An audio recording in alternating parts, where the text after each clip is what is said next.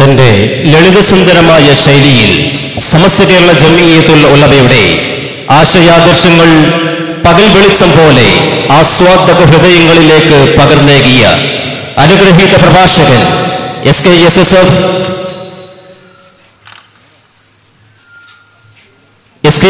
സംസ്ഥാന സമിതി അംഗം ബഹുമാനായ ഉസ്താദ് സ്വലാഹുദ്ദീൻ ഫൈസി വല്ലപ്പുഴ സദസ്സിനെ അഭിസംബോധന ചെയ്തുകൊണ്ട് പാറക്കാട് ശാഖ SKSSF സിൽവർ ജൂബിലി സമാപന മഹാസമ്മേളനത്തിൽ മുഖ്യപ്രഭാഷണം നിർവഹിക്കുകയാണ്.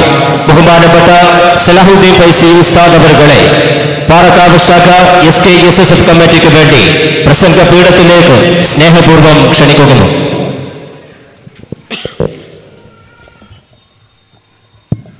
السلام عليكم ورحمة الله وبركاته. بسم الله الرحمن الرحيم.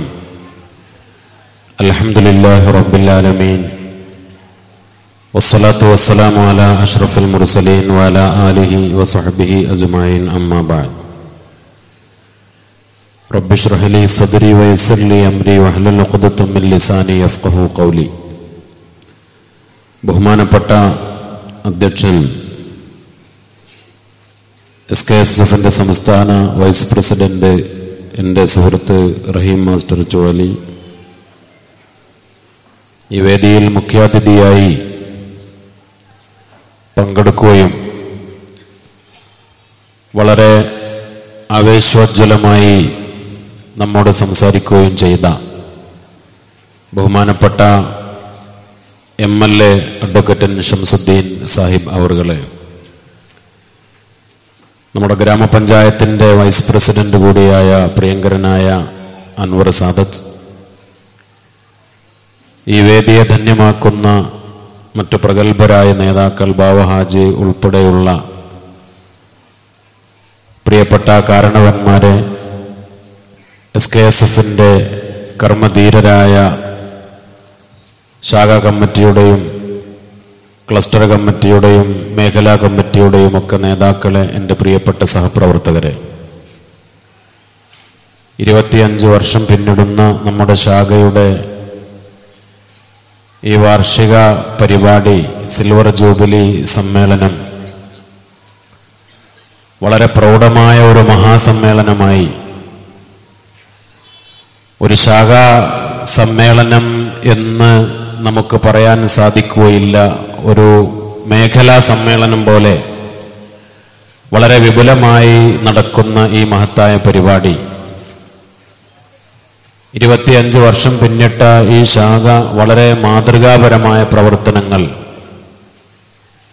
മറ്റുള്ള യൂണിറ്റുകൾക്ക് പോലും മാതൃകയാകുന്ന നിരവധി പ്രവർത്തനങ്ങൾ കാഴ്ചവെച്ചുകൊണ്ടാണ് ഈ വാർഷിക പരിപാടി വളരെ പ്രൗഢമായി സമാപിക്കാൻ പോകുന്നത്. ഇനിയും വളരെ മാതൃകാപരമായ പ്രവർത്തനങ്ങൾ, നമ്മുടെ പ്രമേയം അടിസ്ഥാനപ്പെടുത്തി നമ്മുടെ മാതൃസംഘടനയുടെ തണലിലും തലോടലിലുമായി കേരളത്തിലെ മുസ്ലിം ഉമ്മത്തിനും പൊതുസമൂഹത്തിനും ഉപകാരമുള്ള ധാരാളം പ്രവർത്തനങ്ങൾ നമ്മുടെ ഈ നാട്ടിൽ നിർവഹിക്കാൻ ശാഖാ കമ്മിറ്റിക്കും ഭാരവാഹികൾക്കും വരാൻ പോകുന്ന പ്രവർത്തകർക്കും അല്ലാഹു തൗഫീഖ് നൽകി അനുഗ്രഹിക്കട്ടെ.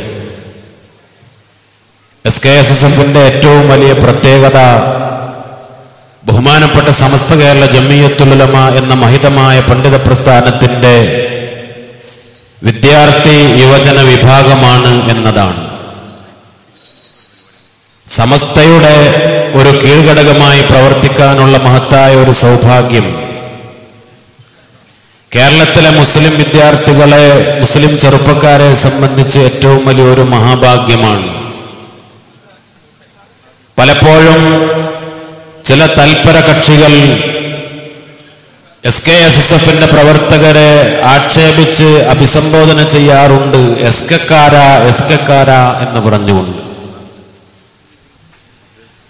നേരത്തെ പ്രിയപ്പെട്ട ഷംസുദ്ദീൻ സാഹിബ് സൂചിപ്പിച്ചതുപോലെ ചില പ്രത്യേകമായ ഒരു മാരകമായ എന്തൊക്കെയോ ചില രോഗങ്ങൾ ബാധിച്ച ശാരീരികമായ രോഗമല്ല ഞാൻ പറയുന്നത്. ഒരു സമുദായം എന്നുള്ള നിലയിൽ ഈ സമുദായത്തെയും പരിശുദ്ധമായ ദീനീ പ്രവർത്തനങ്ങളെയും കേരളത്തിലെ മുസ്ലിം സമുദായത്തിന്റെ കെട്ടുറപ്പിനെയും തകർക്കാൻ ഇസ്ലാമിന്റെ ശത്രുക്കൾ പടച്ചുവിടുന്ന ചില മാരകമായ രോഗങ്ങൾ, ആ രോഗങ്ങൾ ബാധിച്ച ചില ആളുകൾ ബഹുമാനപ്പെട്ട സമസ്തയുടെ കീഴ്ഘടകമായി പ്രവർത്തിക്കുന്ന SKSSFന്റെ പ്രവർത്തകരെ കളിയാക്കി അഭിസംബോധന ചെയ്യുന്ന രീതിയാണ് എസ്കെക്കാര. സമസ്തയുടെ ആളുകളെ വിളിക്കും ചേളാരിക്കാര എന്ന്. എസ്കക്കാര എന്ന് ഞങ്ങളെ കളിയാക്കി വിളിക്കുമ്പോൾ അഭിമാനത്തോടുകൂടെ പറയാൻ കഴിയും, എസ്കക്കാര എന്ന് പറയുമ്പോൾ സമസ്തക്കാര എന്നാണ്. സമസ്ത കേരള എന്ന ആ വാക്കിനെ അത് ഇല്ലാത്ത ആളുകൾ പഴയ കാലത്ത് തന്നെ സമസ്തയുടെ കീഴിൽ ഒരു വിദ്യാർത്ഥി വിഭാഗം രൂപീകരിക്കുന്ന ഘട്ടം വന്നപ്പോൾ അന്ന് എന്തായിരിക്കണം സമസ്തയുടെ വിദ്യാർത്ഥി വിഭാഗത്തിന്റെ പേര് എന്ന് പറഞ്ഞപ്പോൾ അന്ന് SKSSF എന്ന ഒരു വാക്ക് ചില ആളുകൾ അഭിപ്രായപ്പെട്ടിരുന്നു. അഭിപ്രായ വ്യത്യാസങ്ങൾ തുടങ്ങുന്നതിന് മുമ്പ് എന്ന് പറഞ്ഞാൽ SSF രൂപീകരിക്കുന്ന ഘട്ടത്തിൽ, ആ രൂപീകരണ ഘട്ടത്തിൽ സമസ്തയുടെ കീഴിലുള്ള ഒരു വിഭാഗത്തിന് സമസ്തയുടെ പേര് ചേർത്തുകൊണ്ട് പേര് നിശ്ചയിക്കുമ്പോൾ അന്ന് ചില ആളുകൾ ചോദിച്ചു, എന്തിനാണൊരു വാല് എന്ന്. SK എന്നതിനെ എന്തിനാണൊരു വാല് എന്ന് പറഞ്ഞ് ആ വാല് വെട്ടിക്കളയാൻ പറഞ്ഞ് അന്ന് SSF എന്ന് പറയുന്ന പേര് മാത്രം സ്വീകരിച്ചു. പക്ഷേ സമസ്തയുടെ കീഴ്ഘടകമായി പ്രവർത്തിച്ചു എങ്കിൽ പോലും ബഹുമാനപ്പെട്ട സമസ്ത കേരള ജംഇയ്യത്തുൽ ഉലമ ഔദ്യോഗികമായി SSFനെ അന്നും അംഗീകരിച്ചിട്ടില്ല. പുതിയ തലമുറ പഠിക്കാൻ വേണ്ടി ഞാൻ ചില കാര്യങ്ങൾ ഓർമ്മപ്പെടുത്തുകയാണ്. സമസ്ത ഔദ്യോഗികമായി ഏതെങ്കിലും മുശാവറ യോഗത്തിലോ സമസ്തയുടെ തീരുമാനത്തിലോ സമസ്തയുടെ ഔദ്യോഗിക കീഴ്ഘടകമായി ഒരു കാലഘട്ടത്തിലും SSFനെ സമസ്തയുടെ കീഴ്ഘടകമായി അംഗീകരിച്ചിട്ടില്ല. കാരണം അന്നേ അതിന്റെ ചില ആളുകൾ ഒരു ഗുരുത്തക്കേട് തുടങ്ങി വെച്ചിട്ടുണ്ട്. പക്ഷേ ആ സംഘടനയിൽ പ്രവർത്തിച്ച ആളുകൾ അതിനെ ചില നിക്ഷിപ്ത താല്പര്യങ്ങളിലേക്ക് കൊണ്ടുപോയപ്പോ ബഹുമാനപ്പെട്ട പാണക്കാട് സയ്യിദ് ഹൈദർലി ശിഹാബ് തങ്ങളും ബഹുമാനപ്പെട്ട ബഹാവുദ്ദീൻ ഉസ്താദുമൊക്കെ അവരോട് വടുതുള്ളി സമസ്തയുടെ ശക്തമായ പ്രാസ്ഥാനികമായ സമസ്തയുടെ സ്ഥാപിതമായ നിലപാടിൽ ഉറച്ചു നിന്നപ്പോൾ ചില താല്പര്യങ്ങൾക്ക് വേണ്ടി ആ പ്രസ്ഥാനത്തെ മറ്റൊരു വഴിക്ക് കൊണ്ടുപോയ ആളുകൾ അവര് വാല് എന്ന് ആക്ഷേപിച്ചു ഈ ഒരു വാക്കിനെ. ബഹുമാനപ്പെട്ട സമസ്ത എന്ന് പറയുന്ന ഏത് മതവിഭാഗക്കാരും ോടുകൂടെ നോക്കിക്കാണുന്ന ആ ഒരു വാക്ക് സമസ്ത എന്നത് ഒരു മലയാള വാക്കാണ്. പക്ഷെ സമസ്ത എന്ന് കേൾക്കുമ്പോൾ കേരളത്തിലെ എല്ലാ ജനങ്ങൾക്കും ഒരു ബഹുമാനം തോന്നാറുണ്ട്. കാരണം കേരളത്തിലെ മുസ്ലിം സമുദായത്തിന്റെ ആധികാരിക മതപണ്ഡിത സംഘടനയുടെ പേരാണത് എന്നുള്ള നിലയിൽ ആ ഒരു വാക്കിനെ കളിയാക്കുന്ന ആളുകൾ SKSSFകാർക്ക് അഭിമാനത്തോടുകൂടെ പറയാം, ബഹുമാനപ്പെട്ട സമസ്ത കേരള ജംഇയ്യത്തുൽ ഉലമ കേന്ദ്ര മുശാവറ അംഗീകരിച്ച സമസ്തയുടെ എല്ലാ പിന്തുണയുമുള്ള ഒരു പ്രസ്ഥാനമായി 1989 രൂപീകരിക്കപ്പെടാനുള്ള മഹാഭാഗ്യം കേടും പേടും ഒക്കെ ഒഴിഞ്ഞു പോകാൻ അല്ലാഹു റബ്ബുൽ ഇസ്സത്ത് അതിന്റെ മുൻകാലം അവസരമൊരുക്കിയതാണ്. ഇസ്സത്തോടുകൂടെ അഭിമാനത്തോടുകൂടെ ബഹുമാനപ്പെട്ട SKSSFന്റെ ഈ ചുരുങ്ങിയ കാലം പിന്നിട്ട് പോകുമ്പോൾ കേരളത്തിലെ മുസ്ലിം സമുദായത്തിന് വേണ്ടി എന്ത് ചെയ്തു എന്ന് ചോദിക്കുമ്പോൾ ഒരുപാട് അഭിമാനകരമായ നേട്ടങ്ങൾ, പ്രവർത്തനങ്ങൾ നമുക്കൊക്കെ അറിയുന്ന കാര്യങ്ങൾ ഞാൻ ആവർത്തിച്ച് സമയം കളയുകയല്ല. ഒരു സംഘടന എന്നുള്ള നിലയിൽ ചെയ്തു കൊടുക്കാൻ പറ്റുന്ന എല്ലാ പ്രവർത്തനങ്ങളും വിദ്യാഭ്യാസ രംഗത്ത് നേരത്തെ തങ്ങൾ സൂചിപ്പിച്ചല്ലോ. കേരളത്തിലെ മുസ്ലിം സമുദായത്തിന് ആവശ്യമായത് വിദ്യാഭ്യാസ രംഗത്ത് വളരെ ശക്തമായ ഒരു ഗൈഡൻസ് ആണ് എന്ന് SKSFന്റെ സംസ്ഥാന കമ്മിറ്റി തിരിച്ചറിഞ്ഞപ്പോൾ സമ്പത്തിന്റെ കുറവല്ല, സ്ഥാപനങ്ങളുടെ കുറവല്ല, മറ്റുള്ള സംസ്ഥാനങ്ങളിൽ മുസ്ലിങ്ങളെ അല്ലെങ്കിൽ ന്യൂനപക്ഷങ്ങളെ സംബന്ധിച്ച് അവരുടെ മക്കളെ പഠിപ്പിക്കാനുള്ള സ്ഥാപനങ്ങൾ വളരെ കുറവ്, സാമ്പത്തികമായ പ്രയാസങ്ങൾ. എന്നാൽ കേരളത്തിലെ മുസ്ലിം സമുദായത്തിന് താരതമ്യേന മറ്റു സംസ്ഥാനങ്ങളെ അപേക്ഷിച്ച് സാമ്പത്തിക രംഗത്തുള്ള പുരോഗതിയും വിദ്യാഭ്യാസ സ്ഥാപനങ്ങളും ഒക്കെ ഉണ്ടായപ്പോ നല്ല കൃത്യമായ ഒരു ഗൈഡൻസ് ആണ് വേണ്ടത് എന്ന് നമ്മുടെ നേതാക്കൾ തിരിച്ചറിഞ്ഞ് അതിനു വേണ്ടി വിപുലമായ സംവിധാനങ്ങൾ രൂപീകരിച്ചു. അതിന്റെ നേട്ടങ്ങൾ കേരളത്തിലെ മുസ്ലിം സമുദായം അനുഭവിച്ചുകൊണ്ടിരിക്കുന്നു. പ്രത്യേകിച്ച് നമ്മുടെ ജില്ലയിൽ, മലപ്പുറം ജില്ലയിൽ പുതിയ തലമുറയിൽ ആയിരക്കണക്കിന് ഡോക്ടർമാരും എഞ്ചിനീയർമാരും പ്രൊഫഷണൽ വിദ്യാഭ്യാസ രംഗത്തുള്ളവരും വളരെ ഉന്നതമായ കോഴ്സുകൾക്ക് പഠിച്ചുകൊണ്ടിരിക്കുന്ന ആളുകൾ. എന്റെ നാട്ടിൽ കഴിഞ്ഞ മാസം ബഹുമാനപ്പെട്ട പാണക്കാട് സയ്യിദ് സ്വാദിഖ് അലി ശിഹാബ് തങ്ങളിൽ നിന്ന് ഒരു ചെറുപ്പക്കാരൻ ഒരു അവാർഡ് ഏറ്റുവാങ്ങി. ജിയോളജിക്കൽ സർവേ ഓഫ് ഇന്ത്യയുടെ കേന്ദ്ര ഗവൺമെന്റിന്റെ കീഴിൽ ജിയോളജി മേഖലയിലെ സയന്റിസ്റ്റായി, ശാസ്ത്രകാരനായി തെരഞ്ഞെടുക്കപ്പെട്ട മുഹമ്മദ് ഫൈസൽ എന്ന് പറയുന്ന 23 വയസ്സുകാരനായ ചെറുപ്പക്കാരൻ SKSFന്റെ പ്രവർത്തകനാണ്. SKSFന്റെ പ്രവർത്തകനായി ശാഖയിലും ക്ലസ്റ്ററിലും മേഖലാ കമ്മിറ്റിയിലുമൊക്കെ വളർന്നു വന്ന മുഹമ്മദ് ഫൈസൽ കേന്ദ്ര ഗവൺമെന്റിന്റെ കീഴിൽ ഒരു ശാസ്ത്രജ്ഞനായി തെരഞ്ഞെടുക്കപ്പെട്ടു. തൃശൂർ ജില്ലയിലെ ഒരു SKSFന്റെ പ്രവർത്തകൻ വളരെ ഉന്നതമായി നമ്മുടെ സംസ്ഥാന തലത്തിന് തന്നെ അഭിമാനമായി ലോകതലത്തിലെ അറിയപ്പെട്ട ഒരു വിമാന കമ്പനിയിലെ ഒരു പൈലറ്റായി ഈ അടുത്ത് തെരഞ്ഞെടുക്കപ്പെട്ടു. ഉന്നതമായ വിദ്യാഭ്യാസ രംഗത്ത് വലിയ ഉന്നതമായ കോഴ്സുകൾ കീഴടക്കി മുസ്ലിങ്ങളായ കുട്ടികൾ, SKSFന്റെ ധാരാളം പ്രവർത്തകർ വളർന്നുകൊണ്ടിരിക്കുന്നത് ഈ പ്രസ്ഥാനം മുന്നോട്ട് വെച്ച വിദ്യാഭ്യാസ രംഗത്തുള്ള കൃത്യമായ കാഴ്ചപ്പാടുകളാണ്. വെള്ളിയാഴ്ച സുബഹിക്ക് ശേഷം ബഹുമാനപ്പെട്ട ശൈഖുന അത്തിപ്പറ്റ ഉസ്താദിന്റെ നേതൃത്വത്തിൽ കാടാമ്പുഴയിലെ മരവട്ടത്തെ ഉസ്താദിന്റെ സ്ഥാപനത്തിൽ ഗ്രേസ് വാലിയിൽ സ്വലാത്ത് മജ്ലിസ് നടക്കാറുണ്ട്. സുബഹി നിസ്കാരം കഴിഞ്ഞ് ജമാഅത്ത് കഴിഞ്ഞ ഉടനെ ആ സ്വലാത്തിന്റെ ഹൽക്ക നടക്കുക. അവിടേക്ക് എത്തിപ്പെടണമെങ്കിൽ ദൂരെ നിന്ന് വരുന്ന ആളുകൾക്ക് ഒരുപാട് പ്രയാസം യാത്രാ ദുരിതം അനുഭവിച്ചു വേണം അങ്ങോട്ട് എത്തിച്ചേരാൻ. സുബൈക്ക് മുമ്പേ അവിടെ എത്തിയാലേ സ്വലാത്തിൽ പങ്കെടുക്കാൻ കഴിയൂ. ആ സ്വലാത്തിന് വരുന്ന ആളുകളെ പലപ്പോഴും ഞങ്ങളൊക്കെ പരിചയപ്പെടാറുണ്ട്. കണ്ണൂർ ജില്ലയിൽ നിന്നും, കാസർകോട്ട് നിന്നും, മംഗലാപുരത്ത് നിന്നും, തിരുവനന്തപുരത്ത് നിന്നുമൊക്കെ വരുന്ന കുട്ടികൾ, ചെറുപ്പക്കാര്, MBBS കഴിഞ്ഞ ഡോക്ടർമാര്, ബിടെക് കഴിഞ്ഞ എഞ്ചിനീയർമാര്, നല്ല ഉന്നത വിദ്യാഭ്യാസമുള്ള ആളുകൾ നേരത്തെ എത്തി സുബഹി ജമാഅത്തിന് അവിടെ പങ്കെടുത്ത്, അവിടെ സ്വലാത്തിൽ പങ്കെടുത്ത്, തൊപ്പി ധരിച്ച് ആ ദുആയിൽ പങ്കെടുത്ത് തിരിച്ചു പോകുന്ന നൂറുകണക്കിന് കുട്ടികൾ. ഈ ഒരു ആത്മീയമായ ബോധത്തോടെ വിദ്യാഭ്യാസ രംഗത്ത് ഉന്നതമായ ഒരവസ്ഥ നമ്മുടെ പ്രവർത്തനത്തിന്റെ ശക്തമായ വിജയമാണ്. ഒരു കൃത്യമായ കാഴ്ചപ്പാടോടുകൂടെ കേരളത്തിലെ മുസ്ലിം യുവജനങ്ങളെ, വിദ്യാർത്ഥികളെ വളർത്തിക്കൊണ്ടുവരുന്ന രീതി അപകടകരമായ മത ആവേശവും മത തീവ്രവാദവുമല്ല. എങ്ങനെയാണ് ഒരു മതത്തിന്റെ വിശ്വാസവും ഒരു മതത്തിന്റെ ആത്മീയതയും ഒരു മതത്തിന്റെ ചിട്ടയും അത് കൃത്യമായി കാണിച്ചു കൊടുത്ത് നമ്മുടെ തലമുറയെ വളർത്തിക്കൊണ്ടുവരുന്ന ഒരു രീതി അൽഹംദുലില്ലാഹ് മലപ്പുറം ജില്ലയിൽ അതിന്റെയൊക്കെ ധാരാളം നല്ല നേട്ടങ്ങൾ, അനുഭവങ്ങൾ നമ്മൾ കണ്ടുകൊണ്ടിരിക്കുന്നു. ഇതിന് വിരുദ്ധമായ അപകടങ്ങൾ, പ്രയാസങ്ങളില്ല എന്നല്ല പറയുന്നത്. വഴിതെറ്റിപ്പോകുന്ന ഒരുപാട് കുട്ടികൾ, ചെറുപ്പക്കാരുണ്ട്. പല അപകടങ്ങളിലേക്ക് എത്തിച്ചേരുന്ന ആളുകളുണ്ട്. അതൊക്കെ പലതരത്തിലുള്ള കാരണങ്ങളുണ്ട്.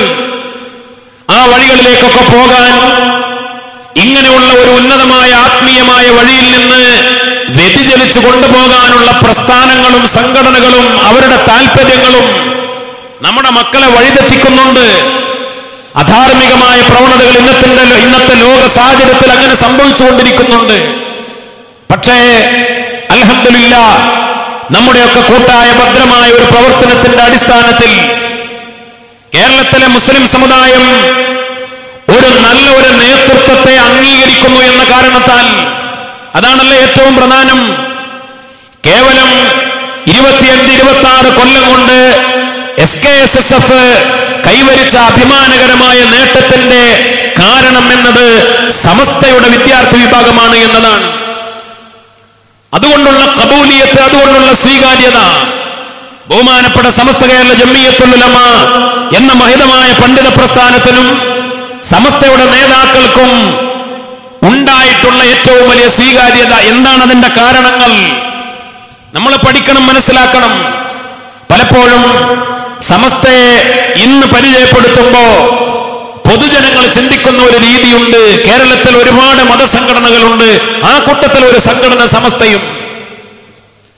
നേരത്തെ തങ്ങൾ സൂചിപ്പിച്ചതുപോലെ പല ബിദ്അഈ സംഘടനകൾ, സലഫി ചിന്താഗതികളുള്ള വഹാബിസം ആശയമായി സ്വീകരിച്ച ഒരുപാട് ബിദ്അത്തിന്റെ കക്ഷികൾ, മുജാഹിദ് വിഭാഗങ്ങൾ തന്നെ പലതരത്തിലുള്ള ഗ്രൂപ്പുകൾ, ജമാഅത്തെ ഇസ്ലാമി തന്നെ ഇപ്പോൾ പൊട്ടിത്തെറിച്ചുകൊണ്ട് ഒരു ഗ്രൂപ്പിന്റെ വക്കിലാണ് എന്നാണ് കൃത്യമായ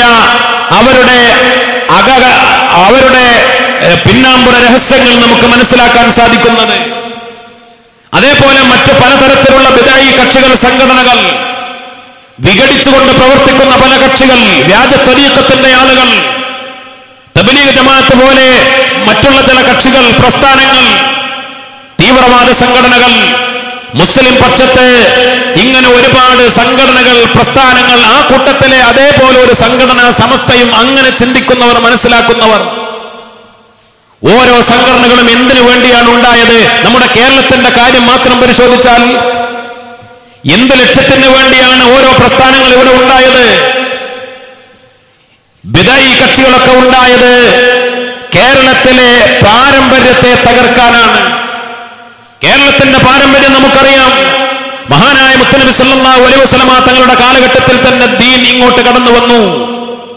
സഹാബിമാരാണ് കേരളത്തിലേക്ക് ദീനീ ദഅവത്തിന് കടന്നു വന്നത്. നൂറുകണക്കിന് സഹാബിമാർ ഇവിടെ വന്നു എന്നാണ് ചരിത്രരേഖകൾ. 100-ലധികം സഹാബിമാരുടെ ഖബറുകൾ ഈ കേരളത്തിലുണ്ട് എന്നാണ് പ്രാമാണികമായ ചരിത്ര ഗവേഷകർ പറയുന്നത്. ഇന്ത്യയിലെ ആദ്യത്തെ പള്ളി കൊടുങ്ങല്ലൂരിലെ ചേരമാൻ പള്ളിയിൽ പോയാൽ അവിടെ 2 സഹാബിമാരുടെ ഖബറുകളുണ്ട്. അതേപോലെ മറ്റുള്ള പല പ്രദേശങ്ങളിൽ, കാസർഗോഡ് വരെ ഉള്ള ജില്ലകളിൽ മഹാന്മാരായ സഹാബിമാരുടെ ഖബറുകൾ മഹാന്മാര് ചരിത്രരേഖകളുടെ പിൻബലത്തോടുകൂടെ കൃത്യമായി പറയുന്നു.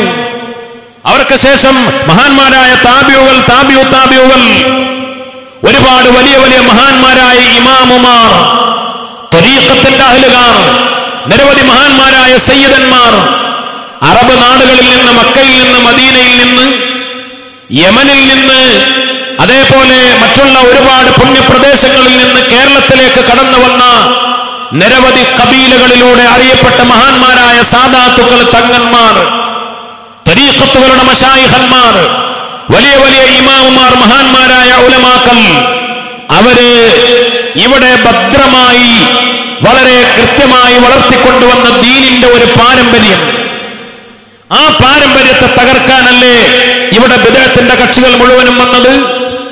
അള്ളാഹുവിന്റെ ഔലിയാക്കളെ, ബഹുമാനപ്പെട്ട സുന്നത്ത് ജമാഅത്തിന്റെ മഹാന്മാരായ ഉലമാക്കളെ, പണ്ഡിതന്മാരെ ശിർക്കിന്റെ പട്ടികയിൽ ഉൾപ്പെടുത്തി അവരെ മുഴുവനും മുശ്രിക്കുകളായി തള്ളിപ്പറയാൻ അതിനല്ല ഇത്തരത്തിലുള്ള കക്ഷികളൊക്കെ പ്രവർത്തിച്ചത്. അവരുടെ സ്റ്റേജും പേജും ഉപയോഗപ്പെടുത്തിയത് ഒരുപാട് മുഅ്മിനീങ്ങളെ കാഫിറാക്കാനും മുശ്രിക്കാക്കാനും അതിനല്ലേ അവരൊക്കെ പ്രവർത്തിച്ചത്. അപ്രകാരം തന്നെ മറ്റുള്ള പല നിശ്ചിത താല്പര്യങ്ങൾക്ക് വേണ്ടി ജമാഅത്തെ ഇസ്ലാമിക്കാർ, മൗദൂദികൾ ഇവിടെ അപകടകരമായ തീവ്രവാദത്തിന്റെ പ്രവർത്തനങ്ങൾ ഇവിടെ നടത്തി. നല്ലൊരു ശതമാനം ഇപ്പോൾ അവർ ഏറ്റവും വലിയ മതസൗഹാർദ്ദത്തിന്റെ ആളുകളായി ചമഞ്ഞുകൊണ്ടിരിക്കുകയാണ്. അത് വളരെ വലിയ കൗതുകമാണ്. ഒരു കാലഘട്ടത്തിൽ നമ്മുടെ രാജ്യത്തിന്, നമ്മുടെ കേരളത്തിൽ മാത്രമല്ല ഇന്ത്യ രാജ്യത്ത് ഇസ്ലാമിന്റെ വിശുദ്ധമായ മുഖത്തെ ഒരു തീവ്രവാദത്തിന്റെ ജിഹാദിയൻ ചിന്താഗതിയിലൂടെ കൊണ്ടുവന്നത് ജമാഅത്തെ ഇസ്ലാമി ആയിരുന്നില്ലേ? മറ്റുള്ള തീവ്രവാദ സംഘടനകൾക്ക് പോലും താത്വികമായ അത്തരത്തിലുള്ള തീവ്രവാദത്തിന്റെ അടിത്തറ പാകിക്കൊടുത്തത് അവരായിരുന്നില്ലേ? ജമാഅത്തെ ഇസ്ലാമി ഉണ്ടാക്കിയ സിമിയാണ് ഇന്ത്യയുടെ മോചനം ഇസ്ലാമിലൂടെ എന്ന് പറഞ്ഞുകൊണ്ട് ഇവിടെ ഇസ്ലാമിക ഭരണത്തിന് വേണ്ടി എന്ന് വാദിച്ച് തീവ്രവാദ പ്രവർത്തനങ്ങളുമായി മുന്നോട്ട് പോയത്. പിന്നെ ജമാഅത്തെ ഇസ്ലാമിക്ക് സിമിയെ പുറത്താക്കേണ്ടി വന്നു. ആ സിമിയുടെ ആളുകൾ പിന്നെ മറ്റൊരു തീവ്രവാദ സംഘടന കേരളത്തിലുണ്ടാക്കി. ഇപ്പോൾ അവരൊക്കെ രാഷ്ട്രീയ പ്രവർത്തനം നടത്തിക്കൊണ്ടിരിക്കുന്ന കൗതുകകരമായ കാഴ്ചകൾ. എന്തിനാണ്, എന്തൊരു ലക്ഷ്യത്തിന് വേണ്ടിയാണ് സംഘടനകൾ ഉണ്ടായത്? ഞാനത് വിശദീകരിച്ച് നേരം കളയുകയല്ല. ബിദ്അത്തുകാരും തീവ്രവാദ പ്രവർത്തകരും അതേപോലെ മറ്റുള്ള പല ലക്ഷ്യക്കാരും മതത്തെ ദീനിനെ ഉപയോഗപ്പെടുത്തിയത് ഒന്ന്, പാരമ്പര്യത്തെ തകർക്കാൻ, മഹാന്മാരായ ഉലമാക്കളെ ഔലിയാക്കളെ തസവുഫിന്റെ അഹ്ലുകാരും മുശ്രിക്കീങ്ങളായി ചിത്രീകരിക്കാൻ, മറ്റൊന്ന് ചില രാഷ്ട്രീയ താല്പര്യങ്ങൾക്ക് വേണ്ടി ഇവിടെ തീവ്രവാദവും ഭീകരതയും വളർത്താൻ വേണ്ടി കേരളത്തിലെ മുസ്ലിം സമുദായത്തെ വിഭജിച്ച് ഈ മുസ്ലിം സമുദായത്തിന്റെ ഐക്യം തകർക്കാൻ വേണ്ടി ചില ആളുകൾ സംഘടനകൾ ഉണ്ടാക്കിയത് പണമുണ്ടാക്കാൻ വേണ്ടി, സമ്പത്ത് നേടാൻ വേണ്ടി. ചില ആളുകൾ മതസംഘടനകൾ ഉണ്ടാക്കിയത് രാഷ്ട്രീയ പ്രവർത്തനം നടത്തി രാഷ്ട്രീയക്കാരിൽ നിന്നുള്ള ആനുകൂല്യങ്ങൾ പറ്റാൻ വേണ്ടി. സമസ്ത കേരള ജംഇയ്യത്തുലമ ഉണ്ടായത് ഈ ഒരു ലക്ഷ്യത്തിനൊന്നുമല്ല.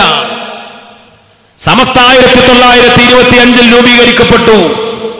26 പേര് സ്വീകരിച്ചതിന്റെ ഔദ്യോഗിക രൂപമുണ്ടായി. സമസ്ത ഉണ്ടാക്കി പിന്നെയും 20 കൊല്ലം കഴിഞ്ഞിട്ടാണ് ഇന്ത്യ രാജ്യത്തിന് സ്വാതന്ത്ര്യം ലഭിക്കുന്നത്. അപ്പോൾ ആ കാലഘട്ടത്തിൽ സമസ്തയുടെ ലക്ഷ്യം എന്തായിരുന്നു? ഭൗതികമായ ഒരു ലക്ഷ്യവും സമസ്തയുടെ നേതാക്കൾക്കുണ്ടായിരുന്നില്ല. ആ കാലഘട്ടത്തിന്റെ സാഹചര്യം നമ്മൾ മനസ്സിലാക്കണം. രാഷ്ട്രീയപരമായ ലക്ഷ്യങ്ങൾ സമസ്തക്കുണ്ടായിട്ടില്ലല്ലോ. ഇന്ത്യ രാജ്യം രാഷ്ട്രീയപരമായ കാഴ്ചപ്പാടുകൾ ഇപ്പോഴത്തെ രീതിയിൽ ജനാധിപത്യ മതേതരത്വ രീതിയിലെ രാഷ്ട്രീയപരമായ ലക്ഷ്യങ്ങളൊക്കെ ചിന്തിക്കാൻ തുടങ്ങുന്നത് തന്നെ സ്വാതന്ത്ര്യത്തിന് ശേഷമാണ്. അപ്പോൾ അന്ന് സമസ്തയുടെ ലക്ഷ്യം അങ്ങനെയുള്ള കാര്യങ്ങളൊന്നുമല്ല, സാമ്പത്തികമായ കാര്യങ്ങളല്ല. പട്ടിണിയുടെയും പരിവട്ടത്തിന്റെയും അതിശക്തമായ ആ ഒരു കാലഘട്ടം. അന്ന് സാമ്പത്തികമായ ലക്ഷ്യം നമ്മുടെ നേതാക്കൾക്കുണ്ടായിരുന്നില്ല. പിന്നെയോ ഇന്നത്തേതുപോലെ മീഡിയകൾ, വാർത്താ മീഡിയകളിൽ ആളാവാനും ചിത്രം വരാനും ഫോട്ടോ വരാനും ചാനലുകളുടെ മുന്നിൽ 4 വർത്തമാനം പറയാനും ഈ ലക്ഷ്യമായിരുന്നില്ല സമസ്തയുടെ നേതാക്കൾക്ക്. വാണിയമ്പലം അബ്ദുറഹ്മാൻ മുസ്ലിയാർ നവ്വറല്ലാഹു മർഖദ ബഹുമാനപ്പെട്ടവർ ബാംഗ്ലൂരിലെ ഒരു പരിപാടിയിൽ പ്രസംഗിച്ച ഒരു ഫോട്ടോ പഴയ കാലത്ത് ഒരു പത്രത്തിൽ അച്ചടിച്ചു വന്നു. ബഹുമാനപ്പെട്ട വാണിയമ്പലം ഉസ്താദ് സമസ്തയുടെ മുഷാവറയുടെ മുന്നിൽ കൊടുത്ത ഒരു മാപ്പപേക്ഷ, സമസ്തയുടെ 85ാം വാർഷികത്തിന്റെ സുവനീർ തയ്യാറാക്കാൻ പഴയ കത്തുകളും ഫയലുകളും ഒക്കെ പരിശോധിക്കുന്ന കൂട്ടത്തിൽ നമ്മുടെ പ്രവർത്തകർക്ക് ലഭിച്ചപ്പോൾ അത്ഭുതം തോന്നിപ്പോയി. വാണിയമ്പലം ഉസ്താദ് മുഷാവറയുടെ മുന്നിൽ എഴുതി കൊടുത്ത മാപ്പപേക്ഷ ഞാൻ ബാംഗ്ലൂരിൽ ഒരു പരിപാടിയിൽ പോയി പ്രസംഗിച്ചു. അതിന്റെ ഫോട്ടോ പത്രത്തിൽ വന്നു. ഞാൻ അറിഞ്ഞുകൊണ്ടല്ല, പത്രത്തിൽ ഫോട്ടോ വന്നതിൽ സമസ്ത മുഷാവറ എന്നോട് മാപ്പ് ചെയ്യണം, ഞാൻ അറിഞ്ഞതല്ല, അവിടുത്തെ പ്രവർത്തകർ കൊടുത്തതാണ് എന്ന് പറഞ്ഞ് പത്രത്തിലൊരു ഫോട്ടോ വന്നതിന് മുഷാവറയുടെ മുന്നിൽ മാപ്പ് ചോദിച്ച ബഹുമാനപ്പെട്ട വാണിയമ്പലം ഉസ്താദിന്റെ ചരിത്രം. അന്നത്തെ രീതി അതായിരുന്നു. നമ്മുടെ ഉസ്താദുമാർ അത് ആഗ്രഹിച്ചിരുന്നില്ല. പൊന്നാനി കേന്ദ്രമായി പ്രവർത്തിച്ച മഹാന്മാരായ മഖ്ദൂമി പണ്ഡിതന്മാർ, മഖ്ദൂമിങ്ങളുടെ ഒരു രീതി ഉണ്ടായിരുന്നു. ലോകത്തെ മഹാപണ്ഡിതന്മാരെ വിസ്മയിപ്പിച്ച ഒരുപാട് വലിയ വലിയ കിതാബുകൾ മഖ്ദൂമികൾ രചിച്ചിട്ടുണ്ട്. പക്ഷേ ആരാണ് കിതാബ് എഴുതിയത് എന്ന് ചരിത്രത്തിൽ രേഖപ്പെടുത്തപ്പെട്ടില്ല. അതുകൊണ്ട് അങ്ങനെ ഉണ്ടല്ലോ നല്ല ഒരു കിതാബ്, അത് പല വിഷയങ്ങളിൽ, ഫിഖ്ഹിൽ, അഖീദയിൽ, ചരിത്രത്തിൽ, മറ്റുള്ള പൊതു സാഹിത്യങ്ങളിൽ, അറബ് ഭാഷയിൽ ലോക അറബി പണ്ഡിതന്മാരെ പോലും അത്ഭുതപ്പെടുത്തുന്ന രചനകൾ മഖ്ദൂമി പാരമ്പര്യത്തിലുണ്ടായി. പക്ഷെ അത് വെളിച്ചം കണ്ടില്ല, അതിന് ആധികാരികതയുണ്ടായില്ല. കാരണം ആ മഹാന്മാര് ഒരു കിതാബ് രചിച്ചാൽ ഞാനാണത് രചിച്ചത് എന്ന അവരുടെ പേര് അതിന്റെ മുകളിൽ എഴുതി വെക്കുന്ന രീതി അവർക്കുണ്ടായിരുന്നില്ല. അത് മുൻഗാമികളായ ഇമാമിങ്ങളുടെ ഒക്കെ രീതിയാണ്. പിന്നെ അത് പലപ്പോഴും എഴുതി സൂക്ഷിച്ചത് അവരുടെ ശിഷ്യന്മാരായിരുന്നു. ഇമാം ഷാഫിഈ തങ്ങളുടെ പല കിതാബുകളും ബഹുമാനപ്പെട്ടവർ രചിച്ചപ്പോ ഇത് ഞാനാണ് എഴുതിയത് എന്ന് അവരുടെ പേര് അതിന്റെ മുകളിൽ എഴുതി വെച്ചില്ല. പിന്നെ ശിഷ്യന്മാരാണ് അത് വെളിച്ചത്ത് കൊണ്ടുവന്നത്. കേരളത്തിലെ മഹാന്മാരായ മഖ്ദൂമിങ്ങളുടെ ഒരു രീതി അറിയപ്പെടാനും പേര് വരാനും ജനത്തിന്റെ മുന്നിൽ ആളാവാനും അതിലൂടെ ഒരു തരിമ്പെങ്കിലും കിബർ ബാധിച്ചു പോകാതിരിക്കാൻ അത്ര വലിയ സൂക്ഷ്മത പാലിച്ചിരുന്ന മഹാന്മാരായ ഉലമാക്കൾ, പണ്ഡിതന്മാർ. അന്നത്തെ കാലം അങ്ങനെയായിരുന്നു. ഇപ്പോൾ ഒരു പരിപാടി കഴിഞ്ഞാൽ പത്രത്തിൽ വരലൊക്കെ ആവശ്യമാണ്. അതൊരു തെറ്റല്ല, അങ്ങനെ ചിന്തിക്കാനല്ല ഞാൻ പറഞ്ഞത്. ഇപ്പോൾ കാരണം ഇന്ന് അങ്ങനത്തെ ഒരു സാഹചര്യമാണ്. പൊതുസമൂഹവും ഭരണാധികാരികളും ഒക്കെ കാര്യങ്ങൾ വിലയിരുത്തുന്നത് മീഡിയകൾ നോക്കിയാണ്. നമ്മൾ ഏക സിവിൽ കോഡിനെതിരെ ശക്തമായ സമരത്തിന് ഇറങ്ങാൻ പോകുമ്പോ, ശരീഅത്ത് സംരക്ഷണത്തിന് വേണ്ടിയുള്ള പോരാട്ട പ്രവർത്തനങ്ങൾ നടത്തുമ്പോ അതിന്റെ കാര്യങ്ങളൊക്കെ പത്രങ്ങളിൽ വരണം. സമസ്തയുടെ മഹാസമ്മേളനം നമ്മുടെ ആലപ്പുഴയിൽ നടന്നപ്പോ അതിന്റെ മനോഹരമായ ചിത്രവും അതിന്റെ റിപ്പോർട്ടും പത്രങ്ങളിൽ വരണം. സമസ്തയുടെ ശക്തിയും സമസ്തയുടെ ബലവും സമസ്ത പറയുന്ന ആശയങ്ങളും ഭരണാധികാരികളും വാർത്താ മീഡിയകളും പൊതുസമൂഹവും IB-യും എല്ലാവരും അറിയണം. അതിന് ഇന്നത്തെ കാലഘട്ടത്തിൽ പത്രവും പത്രത്തിൽ വരലുമൊക്കെ ആവശ്യമാണ്. അതുകൊണ്ടാണല്ലോ സമസ്ത ഒരു പത്രം തുടങ്ങാൻ പോലും വൈകിപ്പോയത്. അതിന്റെ ഒരു അനിവാര്യമായ ഒരു ഘട്ടത്തിൽ സമസ്തക്കൊരു പത്രം വേണം എന്നൊരു അനിവാര്യമായ ഘട്ടത്തിലാണ് സുപ്രഭാതം തുടങ്ങിയത്. അത് ഇപ്പോഴത്തെ കാലത്തിന്റെ ഒരു രീതിയാണ്. വളരെ വലിയ സൂക്ഷ്മതയോടുകൂടെ ജീവിച്ച മഹാന്മാരായ മുൻഗാമികൾ, അവരുടെ ലക്ഷ്യം ഇതൊന്നുമായിരുന്നില്ല. നിഷ്കളങ്കമായി രാജാതിരാജനായ റബ്ബ് മാത്രം അറിഞ്ഞ് അള്ളാന്റെ പൊരുത്തത്തോടെ കേരളത്തിലെ മുസ്ലിം സമുദായത്തിനിടയിൽ മുൻഗാമികൾ സ്ഥാപിച്ച ഒരു പാരമ്പര്യത്തെ കാത്തുസൂക്ഷിക്കാൻ, പുതിയതൊന്നും ഉണ്ടാക്കാനല്ല, പഴയ പാരമ്പര്യത്തെ കാത്തുസൂക്ഷിക്കാൻ, ദീനിന്റെ വിശ്വാസവും കർമ്മവും കാത്തുസൂക്ഷിക്കാൻ ബഹുമാനപ്പെട്ട ഉസ്താദുമാര് സമസ്ത എന്ന മഹത്തായ സംഘടനയുണ്ടാക്കി. അതിന്റെ ഒരു ബറക്കത്ത് ഇന്നും ബഹുമാനപ്പെട്ട സമസ്തയുടെ നേതാക്കൾക്കും പ്രവർത്തകർക്കും ഉണ്ടല്ലോ. അതുകൊണ്ട് മറ്റുള്ള സംഘടനകളൊക്കെ പിന്നീട് വന്നവർ, ചില സ്വാർത്ഥ താല്പര്യങ്ങൾ ഉണ്ടായവർ, അവരുടെ പ്രവർത്തനങ്ങളെ പോലെ അതുപോലെ ഒരു സംഘടന സമസ്ത എന്ന് മനസ്സിലാക്കാനേ പാടില്ല. എന്തുകൊണ്ടാണ് സമസ്തയുടെ ഉലമാക്കൾക്കും സമസ്തക്കും മറ്റുള്ളവരെക്കാൾ സ്വീകാര്യതയും ചില പ്രത്യേകതകളും ഉണ്ടായത്? ഒന്ന്, ബഹുമാനപ്പെട്ട സമസ്തയുടെ ഉലമാക്കൾ ഇൽമിന്റെ ബഹറുകളായിരുന്നു. ബാലവി വരക്കൽ മുല്ലക്കോയ തങ്ങൾ മുതൽ ആ കാലഘട്ടത്തിൽ സമസ്തയുടെ നേതാക്കളായിരുന്ന പാങ്ങിൽ അഹമ്മദ് കുട്ടി മുസ്ലിയാർ, ബഹുമാനപ്പെട്ട മഹാന്മാരായ വലിയ വലിയ ഉലമാക്കൾ വാളക്കുളം അബ്ദുൽ ബാരി മുസ്ലിയാർ നവ്വറല്ലാഹു മർഖബ തുടങ്ങിയ വലിയ മഹാന്മാരായ ആ കാലഘട്ടത്തിലെ ഉലമാക്കൾ, ഖുതുബി തങ്ങളെ പോലെയുള്ള ഉലമാക്കൾ, അവരുടെയൊക്കെ ഇൽമിന്റെ ആ വിശാലത നമുക്കറിയാം. ഖുതുബി തങ്ങൾക്ക് മാതാപിതാക്കൾ ഇട്ടുകൊടുത്ത പേര് മുഹമ്മദ് എന്നാണ്, മുഹമ്മദ് മുസ്ലിയാരാണ്. പക്ഷെ ഖുതുബി മുഹമ്മദ് മുസ്ലിയാർ എന്നറിയപ്പെടാൻ കാരണം ആ ഇൽമിന്റെ ശക്തി കൊണ്ട് ഖുതുബി എന്ന അറിയപ്പെട്ട കിതാബിലേക്ക് ചേർത്തുകൊണ്ട് പേര് പോലും അങ്ങനെ അറിയപ്പെട്ടു. വാളക്കുളം അബ്ദുൽ ബാരി മുസ്ലിയാർ നിരവധി കിതാബുകൾ, ഈ അടുത്ത് പ്രസിദ്ധീകരിച്ച ഹദീസിന്റെ കിതാബ് ഉൾപ്പെടെ ലോകത്തെ തന്നെ വിസ്മയിപ്പിച്ച അറിയപ്പെട്ട കിതാബുകൾ ബഹുമാനപ്പെട്ട മഹാനായ വാളക്കുളം അബ്ദുൽ ബാരി മുസ്ലിയാർ തങ്ങൾ ഉണ്ടാക്കിയിട്ടുണ്ട്. പാങ്ങിൽ അഹമ്മദ് കുട്ടി മുസ്ലിയാർ നിരവധി രചനകൾ നടത്തിയിട്ടുണ്ട്. അവരൊക്കെ വലിയ ആലിമീങ്ങളായിരുന്നു. ബഹുമാനപ്പെട്ട മഹാന്മാരായ കഴിഞ്ഞുപോയ മുൻഗാമികൾ, കണ്ണിയത്ത് ഉസ്താദിന്റെ ഇൽമിനെ കുറിച്ച് നമുക്കറിയാം, ശംസുല്ലമയുടെ ഇൽമിനെ കുറിച്ച് നമുക്കറിയാം. ബഹുമാനപ്പെട്ട സമസ്തയുടെ ഉലമാക്കൾ ഏത് കാലഘട്ടത്തിലും ഇപ്പോഴും അൽഹംദുലില്ലാഹ് സമസ്തക്ക് നേതൃത്വം നൽകുന്ന ബഹുമാനപ്പെട്ട ശൈഖുന കുമരംപുത്തൂർ ഉസ്താദ്, അള്ളാഹു ദീർഘായുസ്സും ആഫിയത്തും കൊടുക്കട്ടെ. ബഹുമാനപ്പെട്ട ശൈഖുൽ ജാമി ആലിക്കുട്ടി ഉസ്താദ് ഈ അടുത്ത മാസങ്ങൾക്ക് മുമ്പ് റാബിത്തയുടെ ഒരു യോഗത്തിൽ പങ്കെടുത്തു. ഇന്ത്യയിൽ നിന്ന് വേറെയും ചില ആളുകൾ പങ്കെടുത്തിരുന്നു. ലോകത്തിന്റെ വിവിധ ഭാഗങ്ങളിൽ ചില പണ്ഡിതന്മാർ അതിൽ പങ്കെടുത്തിരുന്നു.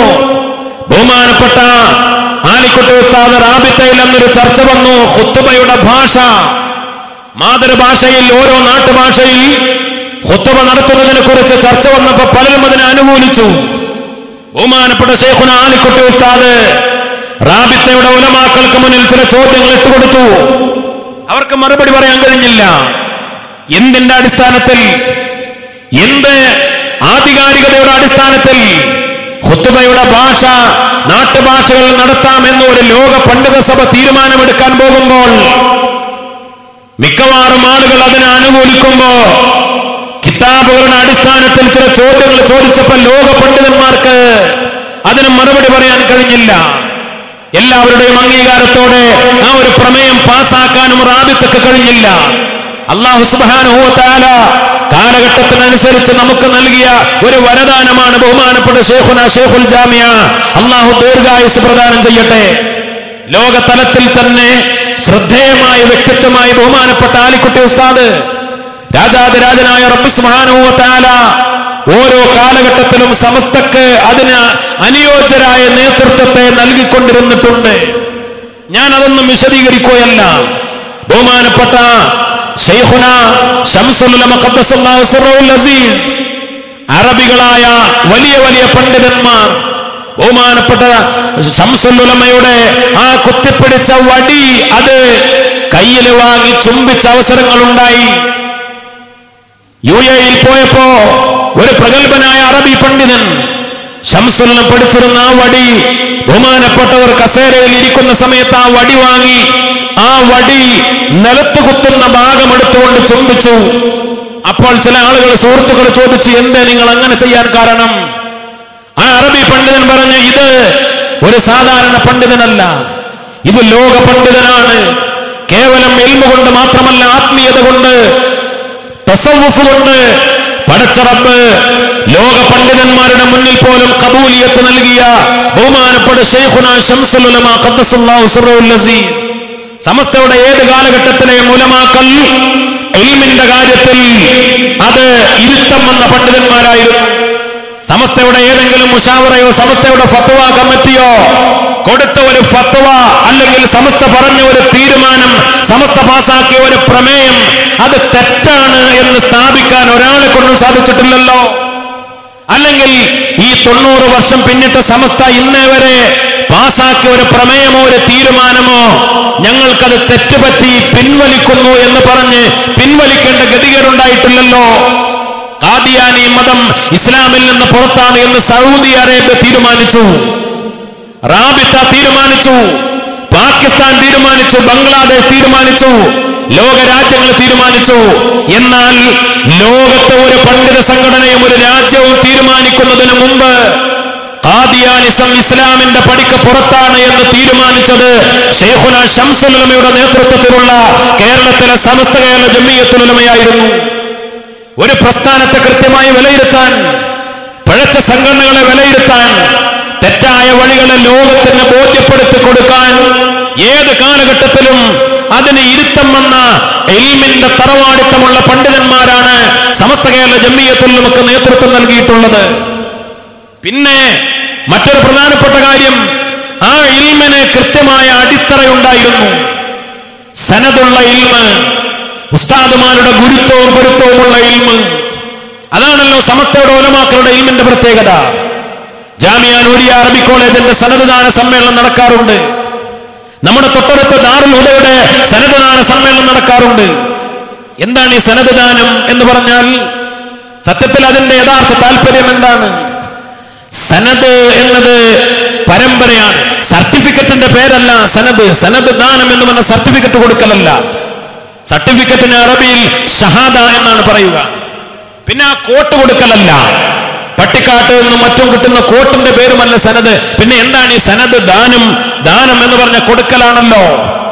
ഉസ്താദുമാര് കൊടുക്കുന്ന സർട്ടിഫിക്കറ്റ് അല്ല സനദ്, ആ കോട്ടും തലപ്പാവും അല്ല സനദ്. പിന്നെ എന്താണ് ഈ സനദ്? സനദ് എന്ന് പറഞ്ഞാൽ ഉസ്താദുമാരുടെ ഗുരുപരമ്പരയിലേക്ക് ചേർക്കലാണ്. ഗുരുത്വവും പൊരുത്തവും നൽകി ഗുരുപരമ്പരയിലേക്ക് ചേർക്കലാണ്. മുത്തനബി സല്ലല്ലാഹു അലൈഹി വസല്ലം തങ്ങളിൽ നിന്ന്, മഹാന്മാരായ സഹാബിമാരിൽ നിന്ന്, താബിഈങ്ങള്, മഹാന്മാരായ പണ്ഡിതന്മാര്, കഴിഞ്ഞു പോയ ഉലമാക്കൾ, നമ്മുടെ കേരളത്തിലെ മുസ്ലിം സമുദായത്തെ സംബന്ധിച്ചിടത്തോളം ഫിഖ്ഹിന്റെ വഴിയിൽ ബഹുമാനപ്പെട്ട ഇമാം ഷാഫിഈ തങ്ങളുടെ വഴിയിൽ, ബഹുമാനപ്പെട്ട ഇമാം നവവി തങ്ങളുടെ വഴിയിൽ, ബഹുമാനപ്പെട്ട ഇമാം മഹല്ലി തങ്ങളുടെ വഴിയിൽ, ബഹുമാനപ്പെട്ട ഇമാം സക്കരിയ അൽ അൻസാരി തങ്ങളിലൂടെ, ഇബ്നു ഹജറുൽ ഹൈതമി തങ്ങളിലൂടെ, സൈനുദ്ദീൻ മഖ്ദൂം ഒന്നാമനും രണ്ടാമനും ആ മഹാന്മാരിലൂടെ അങ്ങനെ കൃത്യമായി ഉസ്താദുമാരുടെ ഗുരു പരമ്പര നമുക്കൊക്കെ പറയാനായി സാധിക്കും. അങ്ങനെ ഒരു ഗുരുപരമ്പര ഞങ്ങളൊക്കെ ജാമ്യയിൽ നിന്ന് ബിരുദം വാങ്ങുമ്പോ, അല്ലെങ്കിൽ ഹുദൈമാര് ദാറുൽ ഹുദയിൽ നിന്ന് ബിരുദം വാങ്ങുമ്പോ അവരുടെ ഉസ്താദുമാർ, അവർക്ക് ഇൽമ പഠിപ്പിച്ച അവരുടെ ഉസ്താദുമാർ, അങ്ങനെ കൃത്യമായി ശംസുൽ ഉലമയിലൂടെ ശൈഖുന കണ്ണിയത്ത് ഉസ്താദിലൂടെ അങ്ങനെ പരന്നു പോകുന്ന ഗുരുപരമ്പര ഖുത്ബി തങ്ങളിലൂടെ പുതിയാപ്ല അബ്ദുറഹ്മാൻ മുസ്ലിയാരിലൂടെ അങ്ങനെ പരന്നു പോകുന്ന മുത്തുനബിയിലേക്ക് എത്തുന്ന ഉസ്താദുമാരുടെ ഗുരുപരമ്പര, ആ പരമ്പരയിലേക്ക് ചേർക്കലാണ്, കണ്ണി ചേർക്കലാണ് സനദ്. ഉസ്താദുമാരുടെ ഗുരുത്വവും പൊരുത്തവും കൊടുത്തൊരു ഇജാസത്ത് നൽകലാണ്, ആ ഒരു ഇജാസത്ത് കൊടുക്കലാണ്. അതാണ് സനദ് എന്ന് പറഞ്ഞാൽ. ഞങ്ങൾക്കൊക്കെ കിട്ടിയ ആ സനദിൽ എഴുതിയത്, സർട്ടിഫിക്കറ്റിൽ എഴുതിയത്, അതിൽ പരീക്ഷയിൽ പാസ്സായി ഓരോ വിഷയത്തിലും കിട്ടിയ മാർക്കല്ല അതിൽ എഴുതി വെച്ചിട്ടുള്ളത്. അതിൽ പറയുന്നത്, മഹാന്മാരായ ഉസ്താദുമാർ അതിൽ ഒപ്പുവെച്ച് പറയുന്നത്, ഞങ്ങൾക്ക് ഞങ്ങളുടെ ഉസ്താദുമാരും മശായിഖന്മാരും ഫത്വ നൽകാനും കിതാബുകൾ ഓതിക്കൊടുക്കാനും ദീനീ ദഅവത്തിനും ഞങ്ങളുടെ മുൻഗാമികൾ തന്ന ഇജാസത്ത് നിങ്ങൾക്കും ഇജാസത്ത് നൽകുകയാണ്. എന്നിട്ട് പിന്നെ ഒരു വാക്കുണ്ട്. എന്താണ് ആ വാക്ക്? ഉസ്താദുമാരുടെ ഗുരുത്തക്കേട്, ഉസ്താദുമാരുടെ വഴിയിൽ നിന്ന് വ്യതിചലിച്ച്,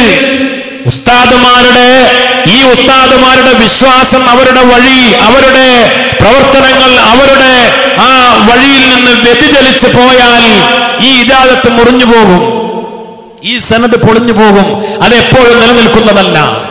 ഉസ്താദുമാരുടെ ഗുരുത്തക്കേട് വാങ്ങിയാൽ, ഉസ്താദുമാരുടെ വഴിക്ക് വിരുദ്ധമായി പ്രവർത്തിച്ചാൽ ആ സനദ് മുറിഞ്ഞു പോകും. സമസ്ത കേരള ജംഇയ്യത്തുൽ ഉലമയുടെ ഉസ്താദുമാരുടെ മുശാവറ മെമ്പർമാരുടെ സമസ്തയുടെ പ്രവർത്തകരുടെ സനദ് എന്ന് പറഞ്ഞാൽ ഒരിക്കലും മുറിഞ്ഞു പോയിട്ടില്ലാത്ത സനദാണ്. എന്നാൽ മറ്റുള്ള പല ആളുകളുടെ സനദോ, കേരളത്തിലെ വഹാബി പ്രസ്ഥാനക്കാരുടെ സനദ് എന്ന് പറയുമോ, അവരുടെ ഇൽമ പഠിച്ച അവരുടെ വിശ്വാസത്തിന്റെ ഞങ്ങൾക്ക് പറയാൻ കഴിയും. ഞങ്ങൾക്ക് ഫിഖ്ഹിൽ ഞങ്ങളുടെ ഉസ്താദുമാരുടെ സനദ് പറയാൻ കഴിയും, അഖീദയിൽ ഉസ്താദുമാരുടെ സനദ് പറയാൻ കഴിയും, ഖുർആൻ ഓതി പഠിച്ച തജ്വീദിൽ ഞങ്ങൾക്ക് ഉസ്താദുമാരുടെ സനദ് പറയാൻ കഴിയും. എന്നതുപോലെ കേരളത്തിലെ വഹാബികൾക്ക് ഇൽമിന്റെ സനദ് പറയാൻ കഴിയോ? ജമാഅത്തെ ഇസ്ലാമിക്കാർക്ക് സനദ് പറയാൻ കഴിയോ?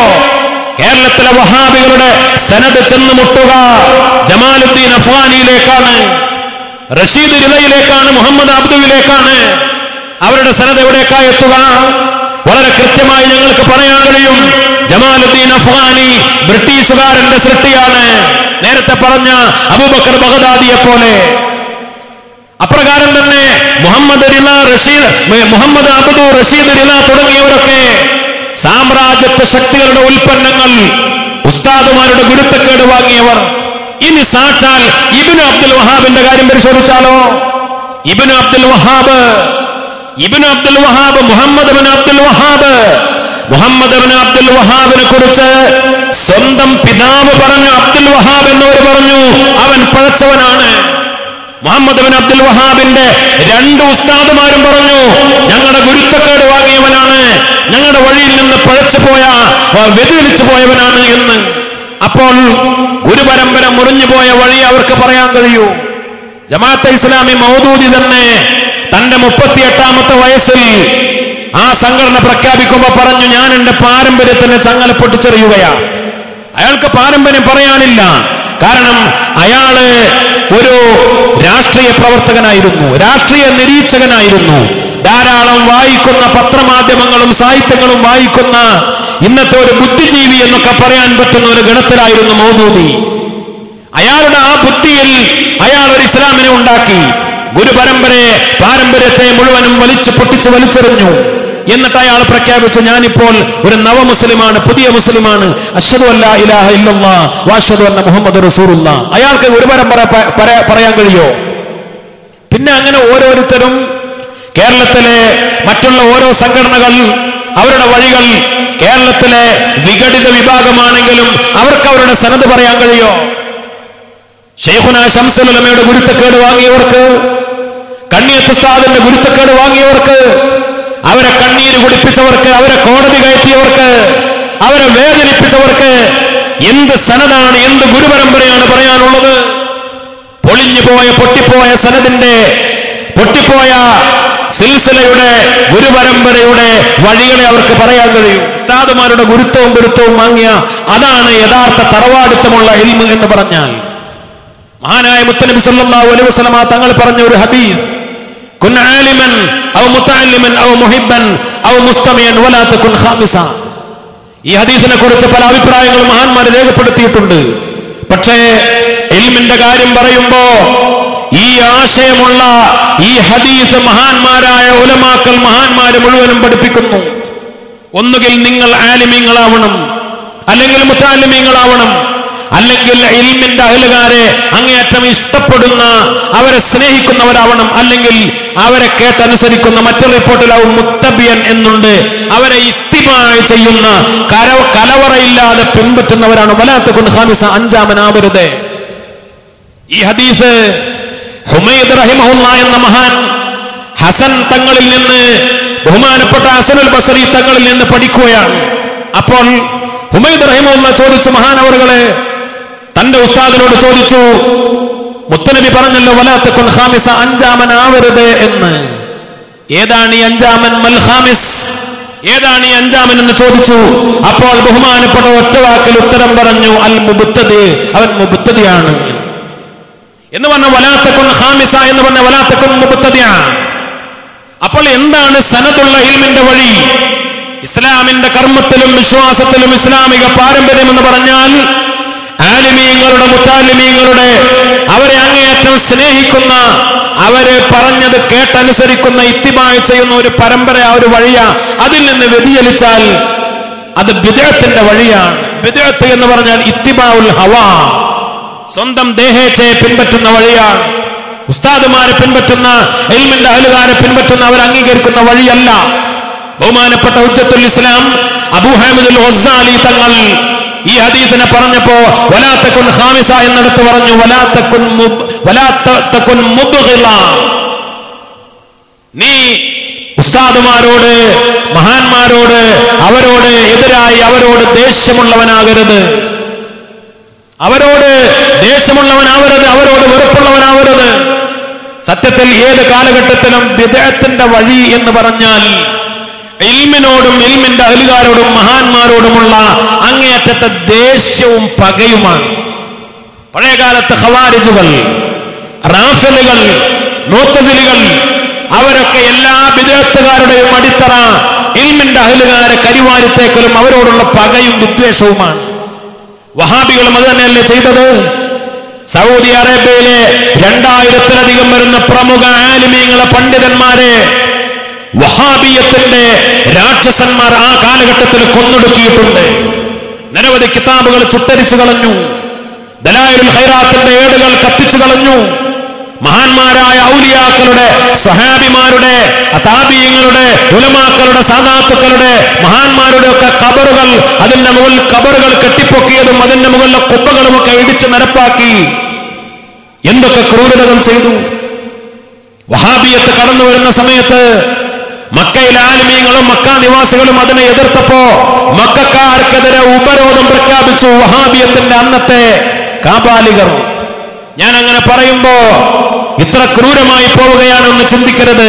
ഇന്ന് IS-കാർ ചെയ്യുന്നതിനേക്കാൾ വലിയ ക്രൂര വിനോദങ്ങൾ അന്നത്തെ വഹാബികൾ ചെയ്തിട്ടുണ്ട്.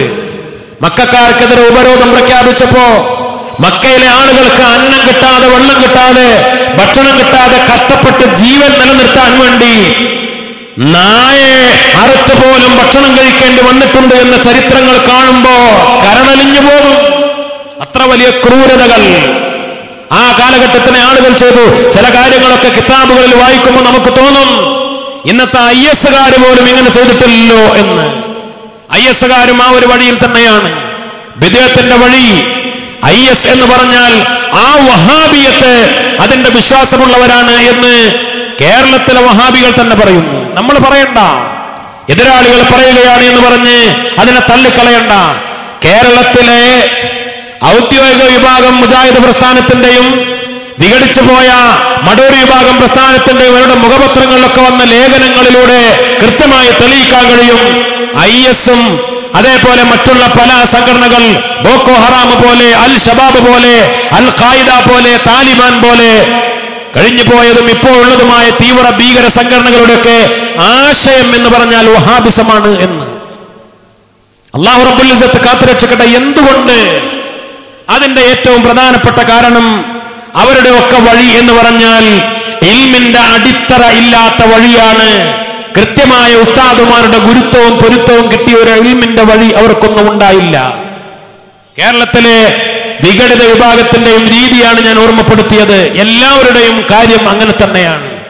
പിന്നെ മറ്റൊരു പ്രധാനപ്പെട്ട പ്രത്യേകത, ബഹുമാനപ്പെട്ട സമസ്തയുടെ ആലിമീങ്ങൾക്ക് ഉണ്ടായ ഏറ്റവും വലിയൊരു സ്വീകാര്യത, ഒരു ഖബൂലിയത്ത്. ജനങ്ങൾ ഏത് കാലഘട്ടത്തിലും അവർ അംഗീകരിച്ചിട്ടുണ്ട്, അന്നും ഇന്നും. സമസ്തയുടെ ഉലമാക്കളെ, സമസ്തയുടെ നേതാക്കളെ കേരളത്തിലെ മഹല്ലുകളുടെ ഖാദിമാരാക്കി നിശ്ചയിച്ചു. ഏതൊരാളും ഒരു ഫത്വ തേടാൻ സമസ്തയുടെ ഉലമാക്കളെ സമീപിച്ചു. സമസ്ത എന്ത് തീരുമാനിക്കുന്നു എന്ന് അവര് കാത്തിരുന്നു. സമസ്തക്കുണ്ടായ ഒരു സ്വീകാര്യത, സമസ്തയുടെ കീഴിലെ മദ്രസകൾ ഉണ്ടായത് സമസ്ത അറബിപ്പണം കൊണ്ടുവന്ന് നാടുകളിൽ വിതരണം ചെയ്തുകൊണ്ടല്ല. പട്ടിണിയും പരിവട്ടവും കഷ്ടപ്പാടും ഉണ്ടായ കാലഘട്ടത്തിലും നമ്മുടെ നാട്ടിൽ നമ്മുടെ മുൻഗാമികൾ മദ്രസകൾ ഉണ്ടാക്കി, പള്ളികൾ ഉണ്ടാക്കി, പള്ളി ദർസുകൾ ഉണ്ടാക്കി. സ്വയം നാണയത്തൊട്ടുകളെ കൊണ്ട് രാത്രി പാതിരാ സമയത്ത് വാളുകൾ സംഘടിപ്പിച്ച് സഹോദരിമാര് അവരുടെ വീടുകളിലെ മൺപാത്രങ്ങൾ പിടിയരിയിട്ട് അത് ശേഖരിച്ച് വീട്ടുവളപ്പിലെ തെങ്ങും മറ്റുമൊക്കെ പള്ളിയിലേക്കും മദ്രസക്കും ദർസിനും വഖഫ് ചെയ്ത് കഷ്ടപ്പാടിന്റെ കാലഘട്ടത്തിൽ പള്ളികളും മദ്രസകളും ഒക്കെ ഉണ്ടാക്കി. അങ്ങനെ ഉണ്ടാക്കിയ മദ്രസകൾ സമസ്തയെ കൊണ്ട് അംഗീകരിപ്പിച്ചു.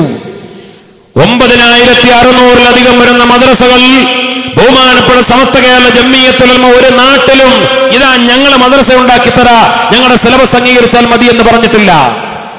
ഒരു പള്ളിയും ഞങ്ങളുടെ സിലബസ് അംഗീകരിക്കണം, ഞങ്ങൾ പള്ളി ഉണ്ടാക്കി തരാം എന്ന് പറഞ്ഞ് സ്ഥാപിച്ചിട്ടില്ല. നാട്ടുകാരുണ്ടാക്കി സമസ്ത അംഗീകരിക്കണമെന്ന് സമസ്തയോട് ആവശ്യപ്പെട്ടു. അങ്ങനെയാണ് സമസ്തയുടെ മദ്രസകൾ, ഈ സംവിധാനങ്ങളെല്ലാം ഉണ്ടായത്. പിന്നെയോ മറ്റൊരു പ്രധാനപ്പെട്ട കാര്യം നമ്മൾ മനസ്സിലാക്കണം. എന്റെ പ്രിയപ്പെട്ട സഹോദരന്മാരെ, കേരളത്തിലെ മഹാഭൂരിപക്ഷം വരുന്ന ജനങ്ങളുടെ അംഗീകാരം പാണക്കാട്ടെ സാദാത്തുക്കൾ ബഹുമാനപ്പെട്ട PMS പൂക്കോയ തങ്ങളും ബഹുമാനപ്പെട്ട സയ്യിദ് മുഹമ്മദ് അലി ശിഹാബ് തങ്ങളും സയ്യിദ് ഉമർ അലി ശിഹാബ് തങ്ങളും അതേപോലെ സമസ്തയുടെ ഉലമാക്കൾ, മഹാന്മാരായ നേതാക്കൾ, അവരായിരുന്നു കേരളത്തിലെ മഹാഭൂരിപക്ഷം വരുന്ന മഹല്ലുകളുടെ ഖാദിമാർ. സമസ്തയുടെ ഉലമാക്കളുടെ ഏറ്റവും വലിയ പ്രത്യേകത മറ്റുള്ള നാടുകളിൽ ഖാദിമാരാക്കി എന്ന് മാത്രമല്ല, മറ്റുള്ള നാട്ടുകാർ അംഗീകരിച്ചു എന്ന് മാത്രമല്ല, അതിനേക്കാൾ സമസ്തയുടെ ഏത് കാലഘട്ടത്തിലും ഇപ്പോഴും സമസ്തയുടെ എല്ലാ മുശാവറ മെമ്പർമാരെയും നിങ്ങൾ പരിശോധിക്ക്, സമസ്തയുടെ ഉലമാക്കളെ നിങ്ങൾ പരിശോധിക്ക്, സ്വന്തം നാട്ടിൽ അവർക്ക് ഏറ്റവും വലിയ ഖബൂലിയത്തുണ്ട് എന്നതാണ്. അതൊരു വലിയ പ്രത്യേകതയാണ്. ബഹുമാനപ്പെട്ട ശൈഖുന സൈനുൽ ഉലമ ചെറുശ്ശേരി ഉസ്താദ് സ്വന്തം നാട്ടിൽ ഏറ്റവും വലിയ സ്വീകാര്യത ഉണ്ടായിരുന്നു. സ്വന്തം നാട്ടിലെ ഖാദിയായിരുന്നു ബഹുമാനപ്പെട്ട ശൈഖുന ചെറുശ്ശേരി ഉസ്താദ്. ബഹുമാനപ്പെട്ട ശൈഖുന കോയക്കുട്ടി ഉസ്താദ്, സമസ്തയുടെ ഓരോ നേതാക്കൾ, പാറന്നൂർ ഉസ്താദ്, ഈ അടുത്ത് വഫാത്തായി പോയവർ, ഇപ്പോൾ ജീവിച്ചിരിക്കുന്ന ആളുകൾ നിങ്ങൾ പരിശോധിക്ക്. കുമരമ്പത്തൂര് ബഹുമാനപ്പെട്ട AP ഉസ്താദ് സ്വന്തം നാട്ടിലെ ഖാദിയാണ്, കുമരമ്പത്തൂരിലെ ഖാദിയാണ്. എന്നാൽ എന്റെ ജില്ലയാണ് കുമരമ്പത്തൂര്. ബഹുമാനപ്പെട്ട നമ്മുടെ ശംസുദ്ദീൻ MLA-യുടെ ആ മണ്ഡലം, മണ്ണാർക്കാട് മണ്ഡലത്തിലാണ് കുമരമ്പത്തൂര്. പാലക്കാട് ജില്ലയിലെ വിഘടിത ഖാദി, ജില്ലാ ഖാദി, അങ്ങനെ ഉണ്ടല്ലോ, അവർക്കൊരു ജില്ലാ ഖാദി, ജില്ലാ സംയുക്ത ഖാദി. ആ ജില്ലാ സംയുക്ത ഖാദി കുമരമ്പത്തൂർക്കാരനാണ്. വിഘടിത വിഭാഗത്തിന്റെ പാലക്കാട് ജില്ലയിലെ ജില്ലാ ഖാദി കുമരമ്പത്തൂരുകാരനായിട്ട് സ്വന്തം മഹല്ലിന്റെ ഖാദിസ്ഥാനമില്ല എന്ന് മാത്രമല്ല, സ്വന്തം മഹല്ലിൽ യാതൊരു അംഗീകാരവുമില്ല. പിന്നെ ഒരു ജില്ലാ ഖാദി എന്നിങ്ങനെ പറഞ്ഞു നടക്കാണ്. പാലക്കാട് ജില്ലയിൽ ജില്ലാ ഖാദിയാവാൻ എത്ര മഹല്ലുകൾ അയാളെ ബൈഅത്ത് ചെയ്തിട്ടുണ്ട് എന്ന് കണക്ക് പറയാൻ അവർ ഇന്നേവരെ തയ്യാറായിട്ടില്ല. അത് എല്ലാ ജില്ലാ ഖാദിമാരുടെ അവസ്ഥ അതാണ്. മലപ്പുറം ജില്ലാ ഖാദി, അതേപോലെ കോഴിക്കോട് ജില്ലാ ഖാദി, ഏത് ജില്ലാ ഖാദിയാണെങ്കിലും ഏതൊക്കെ മഹല്ല്, ഒരു മഹല്ല് എന്നുള്ള നിലയിൽ അടിസ്ഥാനപരമായി ജനങ്ങളുടെ അംഗീകാരമുള്ള മഹല്ല് അതാണല്ലോ. എത്ര മഹല്ലുകളുണ്ട് അത് പറയാൻ കഴിയുമോ? ഏത് നാട്ടിൽ പോയാലും ചിലപ്പോൾ കുറെ പള്ളികൾ ഉണ്ടാവാം. അത് ജമാഅത്തെ ഇസ്ലാമിക്ക് പള്ളികളുണ്ട്, വഹാബികൾക്ക് പള്ളികളുണ്ട്, അറബികളുടെ കയ്യിൽ പണമുള്ള കാലത്തോളം അറബികളോട് 4 വർത്തമാനം പറഞ്ഞ് ആ പണം കൊണ്ടുവരാൻ കഴിഞ്ഞാൽ പള്ളികൾ ഉണ്ടാക്കാം. പണമുണ്ടെങ്കിൽ പള്ളി ഉണ്ടാക്കാലോ. അത് മഹല്ല് പള്ളിയാവോ? അത് പാരമ്പര്യമുള്ള അടിത്തറയുള്ള ഭദ്രതയുള്ള ജനങ്ങളുടെ അംഗീകാരമുള്ള പള്ളിയാവോ? പള്ളി ആവശ്യമില്ലാത്ത സ്ഥലങ്ങളിൽ ഇങ്ങനെ ജനങ്ങളെ തമ്മിലടിപ്പിക്കാൻ വേണ്ടി സമാന്തര പള്ളികൾ ഉണ്ടാക്കി അത് മഹല്ലുകളാവൂല. അതിന് മഹല്ല് എന്ന അംഗീകാരം ലഭിക്കൂല. ഒരു ടൗണിൽ പള്ളി ഉണ്ടാക്കി അത് മഹല്ലാവോ? ഇങ്ങനെ ഒരുപാട് ആളുകൾ, ബഹുമാനപ്പെട്ട സമസ്തയുടെ ജനറൽ സെക്രട്ടറി ആലിക്കുട്ടി ഉസ്താദ് 14-ാമത്തെ വയസ്സില് തിരൂർക്കാട് ഉസ്താദിന്റെ ജന്മനാട്ടിലെ പള്ളിയിൽ ഖുത്ബ ഓതാൻ തുടങ്ങിയതാണ്. 17-ാമത്തെ വയസ്സിൽ മഹല്ലിലെ ഖാളിയായി. ഇന്നത്തെ സമസ്തയുടെ ജനറൽ സെക്രട്ടറിക്ക് സ്വന്തം നാട്ടിലെ അംഗീകാരമാണ് ഞാൻ പറയുന്നത്. 17-ാമത്തെ വയസ്സില് സ്വന്തം മഹല്ലിലെ ഖാളിയായി നിയമിക്കപ്പെട്ടിട്ടുണ്ട്. ഇതുവരെയും ബഹുമാനപ്പെട്ട ഉസ്താദാണ് ഖാളി, അവിടുത്തെ ഖത്തീബ്. ഇങ്ങനെ ഓരോരുത്തരും സമസ്തയുടെ ട്രഷറർ ബഹുമാനപ്പെട്ട സയ്യിദ് ജിഫ്രി മുത്തുക്കോയ തങ്ങൾ. അങ്ങനെ സമസ്തയുടെ ഓരോ ഉലമാക്കളെ നിങ്ങൾ പരിശോധിക്ക്, പഠിക്ക്. പിന്നെ മറുവിഭാഗത്തുള്ള ആളുകൾക്കും അവരുടെ സ്വന്തം നാട്ടിലെ അംഗീകാരവും നിങ്ങളൊന്ന് പഠിച്ചാൽ മതി, വിലയിരുത്തിയാൽ മതി. ഞാൻ ഓരോരുത്തരുടെ പേരെടുത്ത് പറയുന്നില്ല. ഈ അംഗീകാരം ഞാൻ കുറ്റം പറയല്ല. ഒരു ദിവസം ഞാനും ബഹുമാനപ്പെട്ട സാലിം ഫൈലി കുളത്തൂരും ഞങ്ങള് ഉള്ളാള് തങ്ങളെ കാണാൻ പോയി. അദ്ദേഹം മരണപ്പെട്ടു പോയി, പുറത്തു കൊടുക്കട്ടെ. നമ്മൾ ചിന്തിക്കണം, ഞങ്ങളൊരു കാണാൻ പോയ ഒരു സാഹചര്യത്തിൽ കാണാൻ പോയതാണ്. ഞങ്ങളന്ന് SKSUവിന്റെ ഭാരവാഹികളായിരുന്ന സമയത്ത് ഒരു പ്രത്യേക സാഹചര്യത്തിൽ കാണാൻ പോയി. അപ്പോൾ ചെന്നപ്പോൾ അദ്ദേഹം ഐക്യത്തെക്കുറിച്ച് ഞങ്ങളോട് സംസാരിച്ചു. ഐക്യത്തെക്കുറിച്ച് പറഞ്ഞപ്പോൾ അദ്ദേഹം പറഞ്ഞ ഒരു കാര്യം, അദ്ദേഹത്തിന്റെ സ്വന്തം നാട്ടിലോ മരിച്ചുപോയ ഒരാളെ കുറിച്ച് കുറ്റം പറയല്ല, പക്ഷെ ആ സാധു അദ്ദേഹത്തെ ചില കാര്യങ്ങൾ പറഞ്ഞ് പറ്റിച്ച് വലിയ ആളാക്കി അവതരിപ്പിച്ച് ജനങ്ങൾക്കിടയിൽ കൊണ്ടു നടന്ന് അങ്ങനെ അയാൾ ഒരു വഴിക്കാക്കിയതാണ്. സത്യത്തിൽ സ്വന്തം ജന്മനാട്ടിലോ സ്വന്തം നാട്ടിലോ അയാൾക്ക് ഒരു അംഗീകാരം ഉണ്ടായിരുന്നില്ല. അദ്ദേഹം പറഞ്ഞു ഐക്യപ്പെടണം, ഐക്യപ്പെടണം. അദ്ദേഹം പറഞ്ഞു അതിന് ആദ്യം നാടുകളിലാണ് ഐക്യം ഉണ്ടാവേണ്ടത്, മേലെ ഐക്യം പിന്നുണ്ടായിക്കോളും. ഓരോ മഹല്ലിൽ ആദ്യം ഐക്യം ഉണ്ടാവണം. എന്നിട്ട് അദ്ദേഹം പറഞ്ഞു, ഞാൻ എന്റെ സ്വന്തം നാട്ടിൽ ജുമുഅക്ക് കൂടിയിട്ട് 15 കൊല്ലമായിരുന്നു. സ്വന്തം നാട്ടിലെ പാരമ്പര്യമുള്ള പള്ളിയിലേക്ക് അഭിമാനത്തോടുകൂടെ പോകാൻ പോലും സാധിക്കാതെ സ്വന്തം നാട്ടിൽ അംഗീകാരം ലഭിക്കാത്തത് കൊണ്ട് അപ്പൊ അവരൊക്കെ ആഗ്രഹിച്ചു അങ്ങനെ മഹല്ല് തലത്തിലൊക്കെ ഒരു ഐക്യം ഉണ്ടായി കഴിഞ്ഞാൽ പിന്നെ മഹല്ലിലും അവിടെയൊക്കെ അംഗീകാരം ലഭിക്കുമല്ലോ. മഹല്ല് കമ്മിറ്റിയിലും അതേപോലെ മഹല്ലിലെ ഖാദിയാക്കാനും അതേപോലെ ജനങ്ങൾക്കിടയിലൊക്കെ ഒരു സ്വീകാര്യത വരുമല്ലോ. ഇത് കേവലം അടിത്തറയിൽ നിന്നല്ല ആദ്യം ഉണ്ടാകേണ്ടത്. ഞങ്ങൾ പറഞ്ഞു അല്ല തങ്ങൾ പാവ, ആദ്യം മുകളിൽ നിന്നുണ്ടാവണം, മുകളിൽ നിന്നുണ്ടാവണം.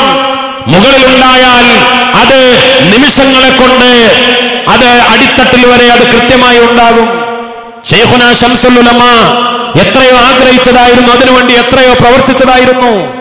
മുകളിൽ നിന്നാണ് ഉണ്ടാവേണ്ടത് ഞങ്ങൾ തിരിച്ചു പറയുകയും ചെയ്തു. അപ്പോൾ അദ്ദേഹം പറഞ്ഞത് നടക്കാൻ പോകുന്നില്ല എന്ന്. മരണപ്പെട്ടു പോയ അദ്ദേഹത്തെ കുറ്റപ്പെടുത്തുകയല്ല, പക്ഷേ അദ്ദേഹത്തിൻ്റെത് ഉൾപ്പെടെയുള്ള ആളുകളുടെ സാഹചര്യം ഞാൻ പറഞ്ഞതാണ്. ബഹുമാനപ്പെട്ട സമസ്തയുടെ ഉലമാക്കൾക്ക് ജനങ്ങൾക്ക് ഇടയിലുണ്ടായ ശക്തമായ കബൂലിയത്ത്, സ്വീകാര്യത, സ്വന്തം നാടുകളിലുണ്ടായ സ്വീകാര്യത. പിന്നെ ഏറ്റവും വലിയൊരു പ്രത്യേകത അവരുടെയൊക്കെ സൂക്ഷ്മമായ ജീവിതം.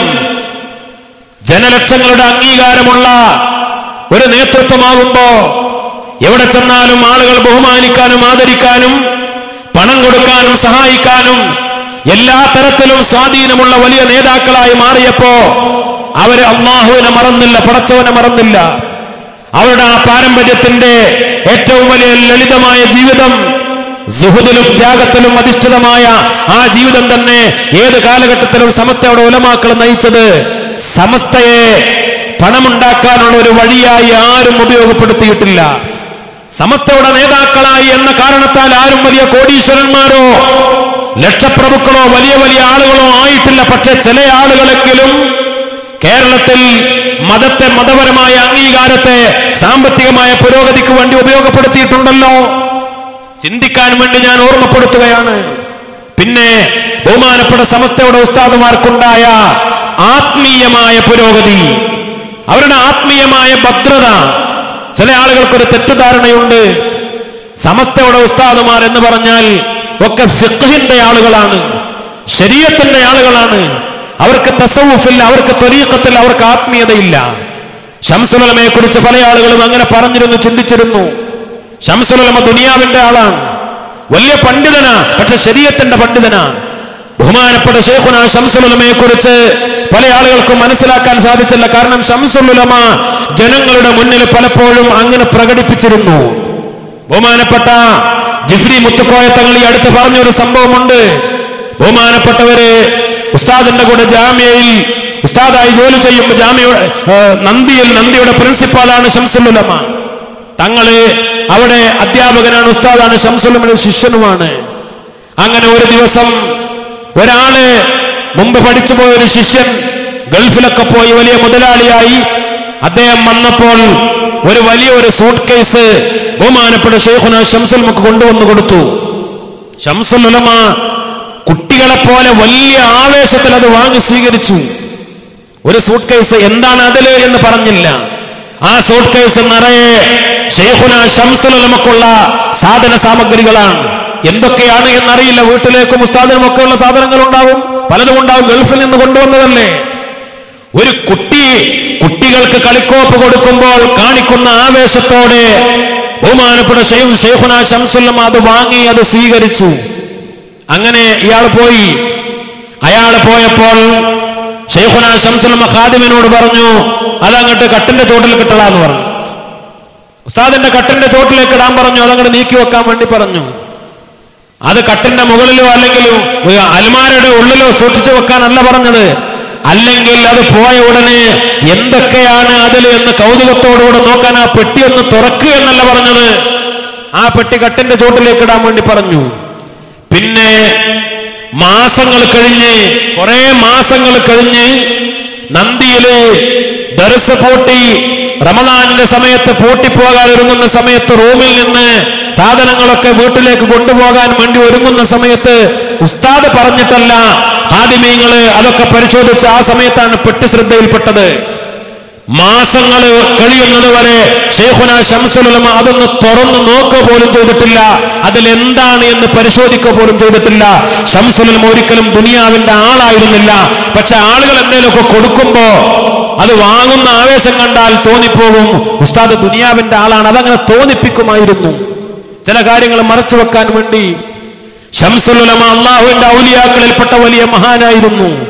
നിരവധി കറാമത്തുകൾ, ആ കറാമത്തുകളൊക്കെ പലപ്പോഴും വെളിപ്പെട്ടത് ബഹുമാനപ്പെട്ടവരുടെ വഫാത്തിന് ശേഷമാണ്. പലതും ജീവിതകാലത്ത് ഉണ്ടായപ്പോൾ അത് വെളിപ്പെടുത്തരുത് എന്ന് പറഞ്ഞിരുന്നു, അത് പറയരുത് എന്ന് പറഞ്ഞിരുന്നു. ബഹുമാനപ്പെട്ട ശൈഖുനാ ശംസുൽ ഉലമ, കണ്ണിയത്ത് ഉസ്താദിനെ പോലെയുള്ള ആത്മീയ നേതാക്കൾ, യഥാർത്ഥ തസവുഫിന്റെ അഹ്ലുകാർ, യഥാർത്ഥ ത്വരീഖത്തിന്റെ അഹ്ലുകാർ, അവരുടെ ആത്മീയത അവരുടെ ജീവിതത്തിലും മരണത്തിലും നമ്മളൊക്കെ കണ്ടു. ആത്മീയത എന്ന് പറഞ്ഞാൽ അത് കൃത്യമായി മനസ്സിലാക്കാനുള്ള തെളിവ് മരണമാണ്, മരണസന്ദർഭങ്ങളാണ്. ശംസുൽ ഉലമയുടെ വഫാത്ത് നമുക്കറിയാലോ, കണ്ണിയത്ത് ഉസ്താദിന്റെ വഫാത്ത് അറിയാലോ. ബഹുമാനപ്പെട്ട സൈനുൽ ഉലമ ശൈഖുനാ ചെറുശ്ശേരി ഉസ്താദ് മഹാനവരുടെ വഫാത്ത് നമുക്കറിയാലോ. ശൈഖ് റിഫായി ഖദ്ദസല്ലാഹു സിർറഹുൽ അദീം തങ്ങൾ മരണപ്പെട്ട ആ മാസത്തിൽ, ശൈഖ് റിഫായി തങ്ങൾ മരണപ്പെട്ടത് വ്യാഴാഴ്ച പകൽ സമയത്തായിരുന്നു. സൈനുൽ ഉലമ ചെറുശ്ശേരി ഉസ്താദും അങ്ങനെ തന്നെ വ്യാഴാഴ്ച പകൽ സമയത്ത് അതേ മാസത്തില് റാഹത്തായി ലോകത്തോട് യാത്ര പറഞ്ഞ് പുഞ്ചിരിച്ചു കിടന്ന ആ ജനാസ നമ്മളൊക്കെ പലരും നോക്കിക്കണ്ടതാ, പോയി കണ്ടവരാ. നല്ല റാഹത്തോടുകൂടി അവരൊക്കെ വഫാത്തായി. ബഹുമാനപ്പെട്ട കോയക്കുട്ടി ഉസ്താദ് അന്ന് വഫാത്തിന്റെ രാത്രി മക്കയിലും മദീനയിലും ഒക്കെ അന്ന് മേറാജിന്റെ രാവാണ്, റജബ് 27-ാം രാവാ. ഉസ്താദ് ഖബറടക്കം ചെയ്യപ്പെട്ട രാത്രി നമ്മുടെ നാട്ടില് അന്ന് മേറാജിന്റെ രാവ, പുണ്യമാക്കപ്പെട്ട 27-ാം രാവാണ്. ആ രാത്രി, മരിക്കുന്ന രാത്രി ഇശാ കഴിഞ്ഞ സമയത്ത് ഉസ്താദ് കോയക്കുട്ടി ഉസ്താദ് ആ റൂമിലേക്ക് മക്കളെയൊക്കെ വിളിപ്പിച്ച്, മക്കളൊക്കെ ആലിമീങ്ങളാണ്, പേരക്കുട്ടികൾ അവരെ മുത്താലിമീങ്ങൾ ആലിമീങ്ങളുണ്ട്, അവരെയൊക്കെ വിളിപ്പിച്ചു. ഉസ്താദിന്റെ ജ്യേഷ്ഠന്റെ മക്കളെ പേരക്കുട്ടികളെ വിളിപ്പിച്ചു. സ്ത്രീകളോട് പുറത്തു പോകാൻ പറഞ്ഞു റൂമിൽ നിന്ന്. എന്നിട്ട് മക്കളോട് പേരക്കുട്ടികളോട് പറഞ്ഞു, നമുക്ക് നമ്മുടെ ദിക്റിന്റെ ആ ഹൽക്ക ഒന്ന് നടത്തണമെന്ന് പറഞ്ഞു. ശൈഖുനാ ചാപ്പനങ്ങാടി വലിയുല്ലാഹി മഹാനവറുകളിന് ഇജാദത്ത് കിട്ടിയ ആ ദിക്റിന്റെ ഹൽക്ക 1 മണിക്കൂറിലധികം നീണ്ടു നിൽക്കുന്ന ദിക്റിന്റെ ഹൽഖ, എണ്ണം പൂർത്തിയാക്കി തഹ്ലീൽ ചൊല്ലി സ്വലാത്തുകൾ ചൊല്ലി മഹാന്മാരിലേക്ക് ഫാത്തിഹയോട് ദുആ ചെയ്യുന്ന ഹൽഖ നടത്തി.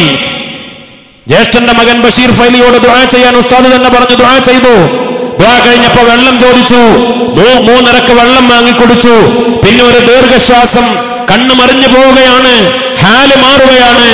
അപ്പോൾ അവർക്ക് തോന്നി ഇത് അവസാന നിമിഷങ്ങളാണ് എന്ന്. യാസീൻ ഓതി. മരിക്കാൻ പോകുന്നവരുടെ യാസീൻ ഓതൽ സുന്നത്താണ്.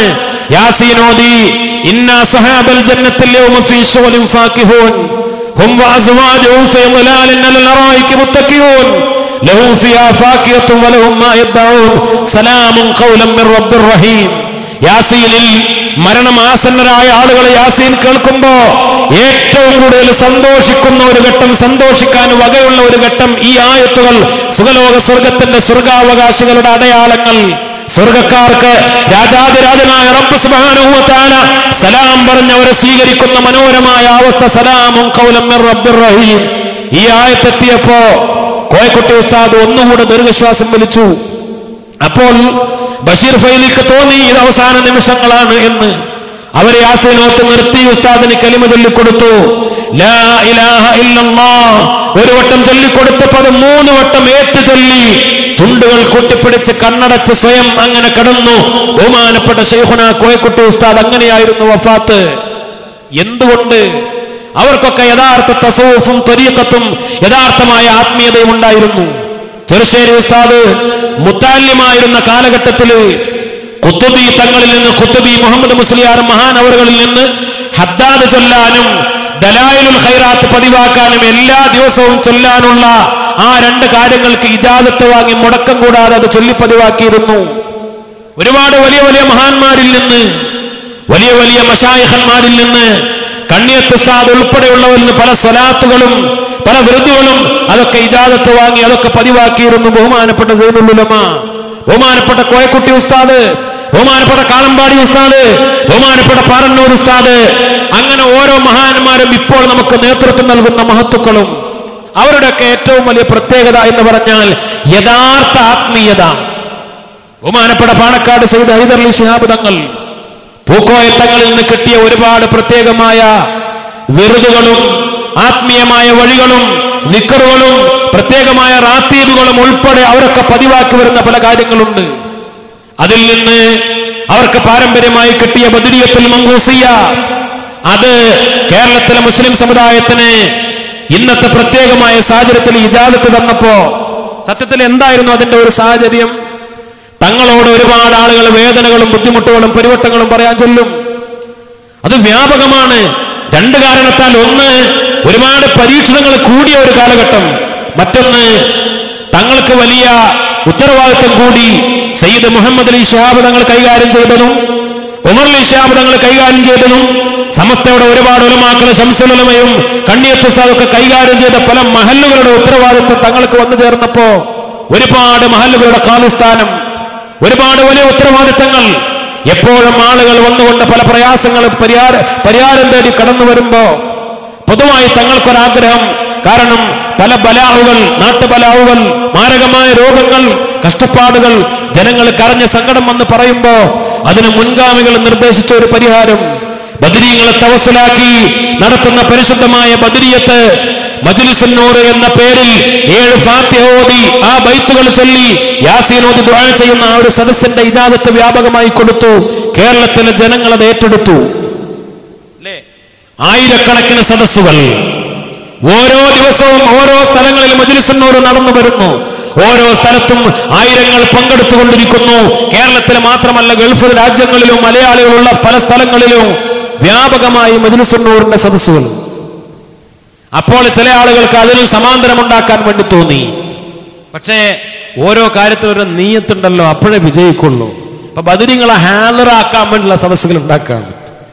ഹാദറാക്കാൻ പേരെന്നെ അങ്ങനെയാണ്, മഹദറകൾ. ബദരീങ്ങൾ ഹാദറാവുമല്ലോ. ഓരോന്നിനൊരു ലക്ഷ്യം ഉണ്ടാവണം. ഞാൻ കുറ്റപ്പെടുത്തുകയല്ല, അല്ലാഹു റബ്ബുൽ ഇസ്സത്ത് കാത്തുരക്ഷിക്കട്ടെ. കാളിമാരെ, ജില്ലാ കാളിമാരുണ്ടാക്കിയത് എന്ത് ലക്ഷ്യത്തിന് വേണ്ടിയാ? ഓരോ സ്ഥലങ്ങളിൽ സ്ഥാപനങ്ങൾ കെട്ടിപ്പൊക്കിയത് എന്ത് ലക്ഷ്യത്തിന് വേണ്ടിയാ? നമ്മൾ വളരെ ഗൗരവത്തിൽ ചിന്തിക്കണം. ഓരോന്നും പാരയായും സമാന്തരമായും ഫിത്നയുടെ ചിന്താഗതിയോടുകൂടെ ഉണ്ടാക്കുന്നതിന് താൽക്കാലികമായ ലാഭങ്ങളെ ഉണ്ടാവുള്ളൂ. ലാഭം ഉണ്ടാവില്ല എന്ന് പറയുന്നില്ല, താൽക്കാലിക ലാഭങ്ങൾ ഉണ്ടാവും. ബഹുമാനപ്പെട്ട CM വലിയുല്ലാഹി മടവൂരിൽ കിടക്കുന്ന ബഹുമാനപ്പെട്ട CM, ആ CM-ന്റെ മക്കാമിലേക്ക് ആളുകൾ ചെല്ലുന്നതിനെ തടയിട്ട് വരുമാനം, നേർച്ചകളും സംഭാവനകളും ഒക്കെ വാങ്ങിവെക്കാൻ വേണ്ടി അതിനോട് തൊട്ടടുത്ത സ്ഥലം വാങ്ങി അവിടെ സമാന്തരം ഉണ്ടാക്കിയില്ലേ? നമ്മൾ ചിന്തിക്കണം. പലയിടത്തും സമാന്തരങ്ങൾ ഉണ്ടാക്കി. നമ്മുടെ പരിശുദ്ധമായ മമ്പുറത്ത് വ്യാഴാഴ്ചകൾ സ്വലാത്ത് നടക്കുന്നു. ദാറുൽ ഹുദ അതിന് നേതൃത്വം നൽകുന്നു. അത് അള്ളാന്റെ തീരുമാനമാണ്. ഞാൻ ഓർക്കുകയാണ്, പണ്ട് എന്നെക്കാൾ ചരിത്രം നിങ്ങൾക്കറിയാം. ദാറുൽ ഹുദയുടെ ക്യാമ്പസ് ഒരുപാട് കൊണ്ടുള്ള എപ്പോഴും വെള്ളത്തിൽ നിറഞ്ഞു നിന്നിരുന്ന ആ സ്ഥലത്ത് ബഹുമാനപ്പെട്ട ഡോക്ടർ യുവാപ്പുട്ടി ഹാജി ലോഡ് കണക്കിന് മണ്ണ് കൊണ്ടുപോയിടുമ്പോ ആളുകൾ അയാൾക്ക് സുഖമില്ല എന്ന് പറഞ്ഞിരുന്നു. ഈ ചതുപ്പ് നിലത്താണോ ഒരു അന്താരാഷ്ട്ര യൂണിവേഴ്സിറ്റി ഉണ്ടാക്കാൻ പോകുന്നത്? പക്ഷേ വാപ്പുട്ടി ഹാജിയുടെ ആ സ്വപ്നങ്ങൾ മുഴുവനും യാഥാർത്ഥ്യമായില്ലേ? ഇന്ന് മനോഹരമായ സംവിധാനം. അന്ന് ആ കഷ്ടപ്പാടിന്റെ കാലത്ത് ദാറുൽ തുടക്കഘട്ടത്തില് വാപ്പുട്ടി ഹാജിയും ബഹുമാനപ്പെട്ട CH ഉസ്താദും ഇമാം ബഷീർ ഉസ്താദും ഒക്കെ കഷ്ടപ്പെടുന്ന ആ കാലഘട്ടത്തില് ശംസുൽ ഉലമയുടെ പേരക്കുട്ടി ദാറുൽ പഠിച്ചിരുന്നു. ശംസുൽ ഉലമ ഒരിക്കൽ ദാറുൽ വന്നപ്പോ വാപ്പുട്ടി ഹാജി പറഞ്ഞു, ഷെയ്ഖുന, ദാറുൽ വലിയ കഷ്ടപ്പാടിലാണ്, വലിയ പ്രയാസത്തിലാണ് സാമ്പത്തികമായി. അന്ന് ശംസുൽ ഉലമ 3 തവണ വാപ്പുട്ടി ഹാജിയോട് പറഞ്ഞു, എന്തിനാ വാപ്പുട്ടി ഹാജി വിഷമിക്കുന്നത്? ദാറുൽ ഹുദയെ ഖുതുബുസ്സമാൻ നോക്കിക്കൊള്ളും, ദാറുൽ ഹുദയെ ഖുതുബുസ്സമാൻ നോക്കിക്കൊള്ളും. അന്ന് മമ്പുറം മഖാം ദാറുൽ ഹുദ ഖിദ്മത്ത് ചെയ്യുന്ന ഘട്ടമല്ല. പിന്നെ ഉണ്ടായതെന്താ? പിന്നെ വർഷങ്ങൾ കഴിഞ്ഞ് ശംസുൽ ഉലമ അന്നത് പറഞ്ഞ ദീർഘവീക്ഷണത്തോടെ പിന്നെ വർഷങ്ങൾ കഴിഞ്ഞിട്ടാണ് ദാറുൽ ഹുദക്ക് മമ്പുറം മഖാം പരിപാലിക്കാനുള്ള മഹത്തായ സൗഭാഗ്യം വന്നു ചേരുന്നത്. അതിന് പാര പണിയാൻ പലരും എന്തൊക്കെ ശ്രമം നടത്തി. ഞാൻ ആ ചരിത്രമൊന്നും പറയുകയല്ല. ഇന്ന് അൽഹംദുലില്ലാ വ്യാഴാഴ്ചയൊക്കെ നടക്കുന്ന സ്വലാത്ത് എന്തൊരു അത്ഭുതമാണ്. എത്ര ആളുകളാണ് ഇപ്പോൾ കഴിഞ്ഞ ആണ്ട് നേർച്ച എന്തൊക്കെ ജനകീയമായി, അത് വിശാലമായി. കാരണം ജനങ്ങൾക്കറിയാം അത് കാര്യങ്ങളൊക്കെ വളരെ ഭദ്രമായിട്ടാണ് നടന്നു പോകുന്നത്. ഇത് തട്ടിപ്പിന്റെയും വെട്ടിപ്പിന്റെയും ഏർപ്പാടല്ല. മമ്പുറത്തേക്ക് നേർച്ച കൊടുത്താൽ, സംഭാവന കൊടുത്താൽ അത് ഉപകാരപ്പെടുന്ന വഴിക്കാണ് ചെലവഴിക്കപ്പെടുന്നത്. കാരണം അത് വിശ്വസിക്കാൻ പറ്റുന്ന കരങ്ങളിലാണെന്നറിയാം. അതിനെ പാരവെച്ച് സമാന്തര സ്വലാത്തുകളോ മറ്റുണ്ടാക്കി വിജയിക്കാൻ പോകുന്നില്ല. താൽക്കാലികമായ വിജയങ്ങൾ ഉണ്ടാകാം. എവിടെയും മഖബറകൾക്ക് സമാന്തരം, സ്ഥാപനങ്ങൾക്ക് സമാന്തരം, ഖാദിമാർക്ക് സമാന്തരം, മഹല്ലുകൾക്ക് സമാന്തരം, മദ്രസകൾക്ക് സമാന്തരം. അങ്ങനെ സമാന്തരം. ഇപ്പൊ മജ്ലിസുൻ നൂറിനും സമാന്തരം. അവിടെ ബദരീങ്ങൾ ഹാജരാകാൻ പോകുന്നില്ല. അതൊക്കെ അത് മനസ്സിൽ വെച്ചാൽ മതി. ഓരോ കാര്യത്തിനും നിയത്ത് നന്നാവണം. ഇതിന് തുടക്കം തന്നെ പഴിച്ചു പോയിട്ടുണ്ട്. ഞാൻ ആരെയും ആക്ഷേപിക്കുകയല്ല. സത്യത്തിൽ എന്താ സംഭവിച്ചത്? ഞാൻ ഒറ്റ കാര്യം കൂടെ പറഞ്ഞ് അവസാനിപ്പിക്കുകയാണ്. ബഹുമാനപ്പെട്ട സമസ്ത കേരള ജംഇയ്യത്തുൽ ഉലമ, നമുക്ക് വേദനയുണ്ട് ഇന്നത്തെ ഈ കാര്യങ്ങളിലൊക്കെ, ഈ അഭിപ്രായ വ്യത്യാസങ്ങളിൽ. കാരണം ഇത് മദ്രസകളിൽ, മഹല്ലുകളിൽ, ചില മദ്രസകൾ അടച്ചുമര് വെച്ച്, ചില മദ്രസകൾ താഴെയും മുകളിലും ഓഹരി വെച്ച്, ഉള്ള മദ്രസ അടച്ചുപൂട്ടി വേറെ 2 മദ്രസ പുതിയതുണ്ടാക്കി. ഇങ്ങനെ മഹല്ലുകളിൽ എവിടെയും ഫിത്നയും ഫസാദും പ്രശ്നങ്ങളും കലാപങ്ങളും ഇപ്പോഴും തുടർന്നുകൊണ്ടിരിക്കുകയാണല്ലോ. എന്തിനാണ് ഇതൊക്കെ സംഭവിച്ചത്? എന്താ അടിസ്ഥാനപരമായ കാരണം? അന്ന് 2 കാരണങ്ങളാ പറഞ്ഞത്. ഒന്ന്, സമസ്ത ഒരു രാഷ്ട്രീയ പാർട്ടിയുടെ വാലായി. മറ്റൊന്ന് പറഞ്ഞത് ബിദ്അത്തുകാർക്ക് ഒരു മൃദു സമീപനം. ഞാൻ ചുരുക്കി പറയാം ഒറ്റ വാക്കിൽ, മൃദു സമീപനം. ആ മൃദു സമീപനത്തിന്റെ ഭാഗമായി മദ്രസയിലെ പാഠപുസ്തകങ്ങളിൽ നിന്ന് മുജാഹിദ് ജമാഅത്തെ ഇസ്ലാമിക്കാർക്ക് സലാം പറയാൻ പാടില്ല എന്ന ഭാഗം അഖ്ലാഖിൽ നിന്ന് സമസ്ത നീക്കം ചെയ്ത് ബിദ്അത്തുകാർക്ക് സലാം പാടില്ല എന്നാക്കിയ ഒരു ആരോപണം. അതിന് സമസ്ത അന്ന് അങ്ങനെ ചെയ്യാൻ എന്റെ പ്രധാനപ്പെട്ട കാരണം, അന്നൊരു മുജാഹിദും ജമാഅത്താണ് പ്രധാനമായി ഉണ്ടായിരുന്നത്. പിന്നെ ഒരുപാട് ബിദ്അത്തുകാർ പിന്നെയും വന്നു. ബിദ്അത്തുകാർ പലതും പിന്നെയും വന്നുകൊണ്ടിരിക്കുന്നു. പല വ്യാജന്മാരും പലതരത്തിലുള്ള പുത്തനാശയക്കാരും വന്നുകൊണ്ടിരിക്കുന്നു. അപ്പോൾ പൊതുവായി ഫിഖഹിന്റെ കിതാബുകളിലൊക്കെ പഠിപ്പിച്ചതനുസരിച്ച്, പഴയ കാലത്ത് ഫിഖഹിന്റെ കിതാബുകളിൽ സലാം പറയുന്നതിന്റെ രീതികൾ പഠിപ്പിച്ച, അതിന്റെ വിധികൾ പഠിപ്പിച്ചെടുത്ത് ബിദ്അത്തുകാരുടെ സലാം പറയാൻ പാടില്ല. അത് തന്നെ അഖ്ലാഖിലും സമസ്ത അങ്ങനെ ഒരു മാറ്റം വരുത്തി. അത് എല്ലാ വിദേഹത്തുകാരോടുമുള്ള അകൽച്ച കൂടുതൽ ശക്തിപ്പെടുത്തി പറയുന്നതിന്റെ ഭാഗമായിട്ട്, അല്ലാതെ വിദേഹത്തരുടെ മൃദു സമീപനമൊന്നുമല്ല. അതൊരു ആരോപണമായി കൊണ്ടുവന്നു. അങ്ങനെയാണല്ലോ. പിന്നെ മറ്റൊന്ന്, ശരീഅത്ത് സംരക്ഷണത്തിന് വേണ്ടി മുതലക്കുളം മൈതാനിയിലെ സമ്മേളനത്തിൽ ശൈഖുനാ ശംസുൽ ഉലമ വിദേഹത്തുകാരുമായി വേദി പങ്കിട്ടു. മുജാഹിദുൽ ഇസ്ലാം വന്നപ്പോ, അബുൽ ഹസൻ അലി നദവി വന്നപ്പോ, അന്ന് ഷാബാനു കേസുമായി ബന്ധപ്പെട്ട് ഇല്ലേ. ഇപ്പോ ഏക സിവിൽ കോഡിന്റെ ചർച്ചകൾ പിന്നെയും വന്നപ്പോ ഇപ്പോഴും സമസ്ത കേരള ജംഇയ്യത്തുൽ ഉലമ ഇൻഷാ അല്ലാഹ് ഈ അടുത്ത ദിവസം കോഴിക്കോട് വെച്ച് കേരളത്തിലെ മുസ്ലിം സംഘടനകളുടെ യോഗം ചേരാനിരിക്കുന്നു. സമസ്തയുടെ നേതാക്കൾ അതിൽ സജീവമായി പങ്കെടുക്കും. ഏക സിവിൽ കോഡിനെതിരെ ശരീഅത്തിന് വേണ്ടി മുസ്ലിം സമുദായത്തിന്റെ ഒരു പൊതു പ്രശ്നം വരുമ്പോ അത് ഏത് ഘട്ടത്തിലും അത് ബിദ്അത്തുകാരും മറ്റുള്ള മുസ്ലിം സംഘടനകളുമായി സഹകരിക്കുന്ന ആവശ്യങ്ങൾ സഹകരിക്കണം. സമസ്തയുടെ പ്രഖ്യാപിത എന്നത്തെ നിലപാടാ. ആ നിലപാടനുസരിച്ച് അന്ന് ശംസുൽ ഉലമ മുതലക്കുളം മൈതാനിയിൽ പങ്കെടുത്തത്.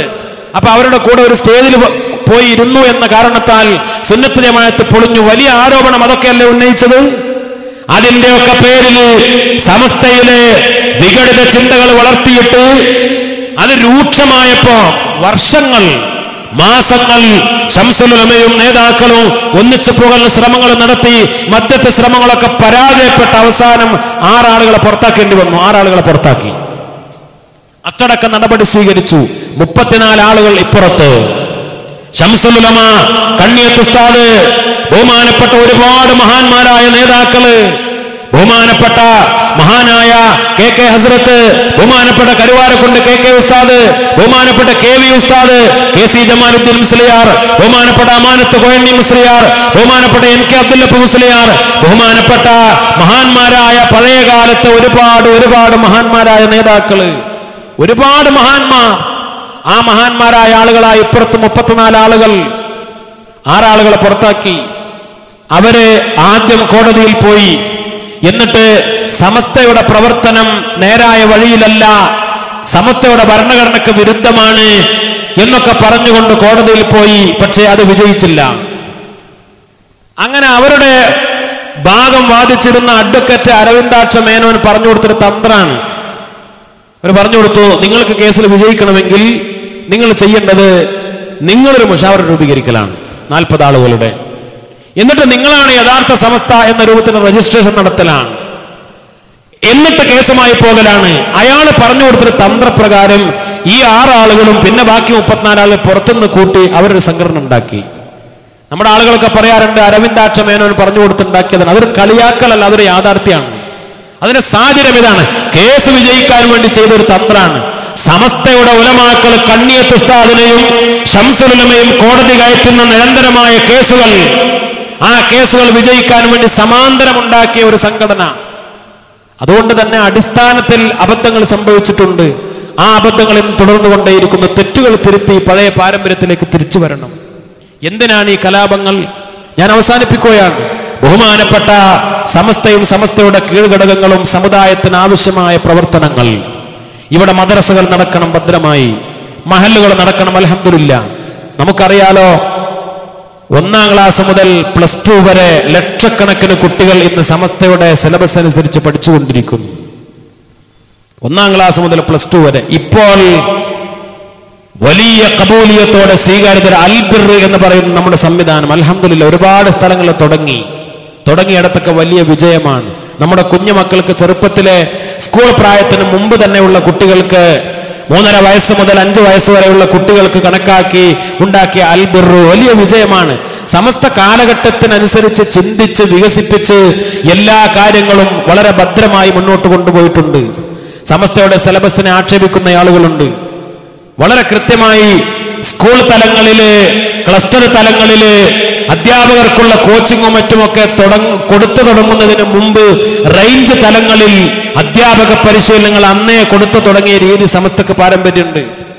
പിന്നെ ഈ അടുത്ത കാലഘട്ടത്തിലായി പരിഷ്കരണങ്ങൾ കൊണ്ടുവന്നു. തദ്രീബ് എന്ന പേരിൽ അധ്യാപകർക്കുള്ള ശില്പശാലകളൊക്കെ പരിഷ്കരിച്ചു. പാഠപുസ്തകങ്ങൾ കാലഘട്ടത്തിനനുസരിച്ച് പരിഷ്കരിച്ചു. ഇന്ന് ഡിജിറ്റൽ സംവിധാനങ്ങളുള്ള ക്ലാസ് റൂമുകളൊക്കെ ഉള്ള മദ്രസകൾ വന്നു. പക്ഷേ അടിത്തറ ഭദ്രമാണ്. കുട്ടികളുടെ മനഃശാസ്ത്രം, കുട്ടികളുടെ പ്രായം, പഠിക്കാനുള്ള സമയം, അതോടൊപ്പം അതിനേക്കാൾ പ്രധാനം ശരീഅത്തിന്റെ നിയമങ്ങൾ. ഞാൻ ചെറിയൊരു ഉദാഹരണം പറയാം. സമസ്തയുടെ സിലബസിനെ കളിയാക്കുന്ന ആളുകള് പറയാറുണ്ട്, അവരുടെ സിലബസിന്റെ മേന്മ പറയാറുണ്ട്. ഞങ്ങള് 2ാം ക്ലാസ്സിലെ കുട്ടികൾക്ക് നിസ്കാരം പഠിപ്പിക്കുന്നത് അത് കുട്ടികളുടെ മനഃശാസ്ത്രം അനുസരിച്ചാണ്. അവർ നിസ്കാരം പഠിപ്പിക്കുന്ന രീതി എന്താ? അവരുടെ പാഠപുസ്തകത്തിൽ നാടകത്തിന്റെ രൂപത്തിൽ, അഭിനയത്തിന്റെ രൂപത്തിൽ ചില കഥാപാത്രങ്ങളെ സങ്കല്പിച്ച് സംഭാഷണത്തിന്റെയും അഭിനയത്തിന്റെയും രൂപത്തിൽ നിസ്കാരം പഠിപ്പിക്കുകയാണ്. അവരുടെ വാദം എന്താ? ഈ 7 വയസ്സായ കുട്ടി ആ കുട്ടിയുടെ മനഃശാസ്ത്രം അനുസരിച്ചുള്ള പഠിപ്പിക്കലാന്നാ. അത് ഏതെങ്കിലും കാര്യം പഠിപ്പിക്കലല്ലോ. സമസ്ത 2ാം ക്ലാസ്സിലെ ഫിഖഹിലൂടെ കുട്ടികളെ പഠിപ്പിക്കുന്ന നിസ്കാരം പഠിപ്പിക്കുന്ന ശരീഅത്തിന്റെ നിയമം അനുസരിച്ചാണ്. കേവലം മനഃശാസ്ത്രവും നാടക ശൈലിയിലും അല്ല. കാരണം എങ്ങനെയാണ് 7ാമത്തെ വയസ്സിൽ കുട്ടികളോട് നിസ്കാരം കൊണ്ട് കൽപ്പിക്കുമ്പോൾ അവർക്ക് നിസ്കാരം പഠിപ്പിക്കണം. 7ാമത്തെ വയസ്സിൽ കുട്ടികളോട് നിസ്കാരം കൊണ്ട് കൽപ്പിക്കണമെങ്കിൽ നിസ്കാരം പഠിപ്പിക്കണം. നിസ്കാരം പഠിപ്പിക്കേണ്ടത് നിസ്കാരത്തിന്റെ ഫർളുകളും അതിന്റെ റുക്നുകളും ഷർത്തുകളും ഒക്കെ പഠിപ്പിച്ചുകൊണ്ടാണ് എന്നാണ് ഫിഖഹിന്റെ പണ്ഡിതന്മാർ പഠിപ്പിച്ചിട്ടുള്ളത്. ആ നിയമം അനുസരിച്ച് ആ സമസ്ത കുട്ടികൾക്ക് നിസ്കാരം പഠിപ്പിക്കുന്നത്. കേവലം മനഃശാസ്ത്രം മാത്രമല്ല, എല്ലാ ശാസ്ത്രത്തിനും അടിത്തറയായി ശരീഅത്തിന്റെ നിയമങ്ങൾ, അതിൽ ഭദ്രമായി മനഃശാസ്ത്രവും പ്രായവും പക്വതയൊക്കെ നോക്കി എല്ലാ ആധുനിക ചലനങ്ങളും മനസ്സിലാക്കി അതിനനുസരിച്ച് അൽഹംദുലില്ലാഹ് മുന്നോട്ട് പോയിക്കൊണ്ടിരിക്കുന്നു.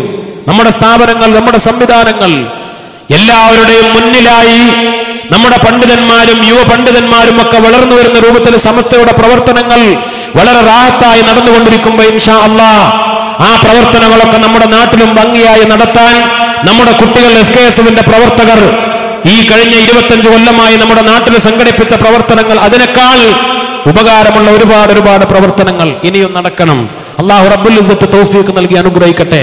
നമ്മുടെ ജീവകാരുണ്യ പ്രവർത്തനങ്ങൾ, സഹചാരിയുടെ ഒക്കെ പ്രവർത്തനം നിങ്ങൾക്കൊക്കെ അറിയുന്നത് പോലെ 150ഓളം വരുന്ന കേന്ദ്രങ്ങളിൽ ഇപ്പോ സഹചാരി സെന്ററുകൾ ആരംഭിച്ച് പാവങ്ങളായ രോഗികൾക്ക് അത്താണിയായി വലിയ അഭിമാനകരമായ പ്രവർത്തനങ്ങൾ നടത്തിക്കൊണ്ടിരിക്കുകയാണ്. വിദ്യാഭ്യാസ രംഗത്ത്, സേവന രംഗത്ത്, സാമൂഹ്യ പ്രവർത്തന രംഗത്ത്, ആത്മീയ രംഗത്ത്, ദഅ്വാ രംഗത്ത് ഒക്കെ പ്രവർത്തനങ്ങൾ ഇൻഷാ അല്ലാഹ് എല്ലാ പ്രവർത്തനങ്ങളും അല്ലാഹു സുബ്ഹാനഹു വ തആല വിജയിപ്പിക്കട്ടെ.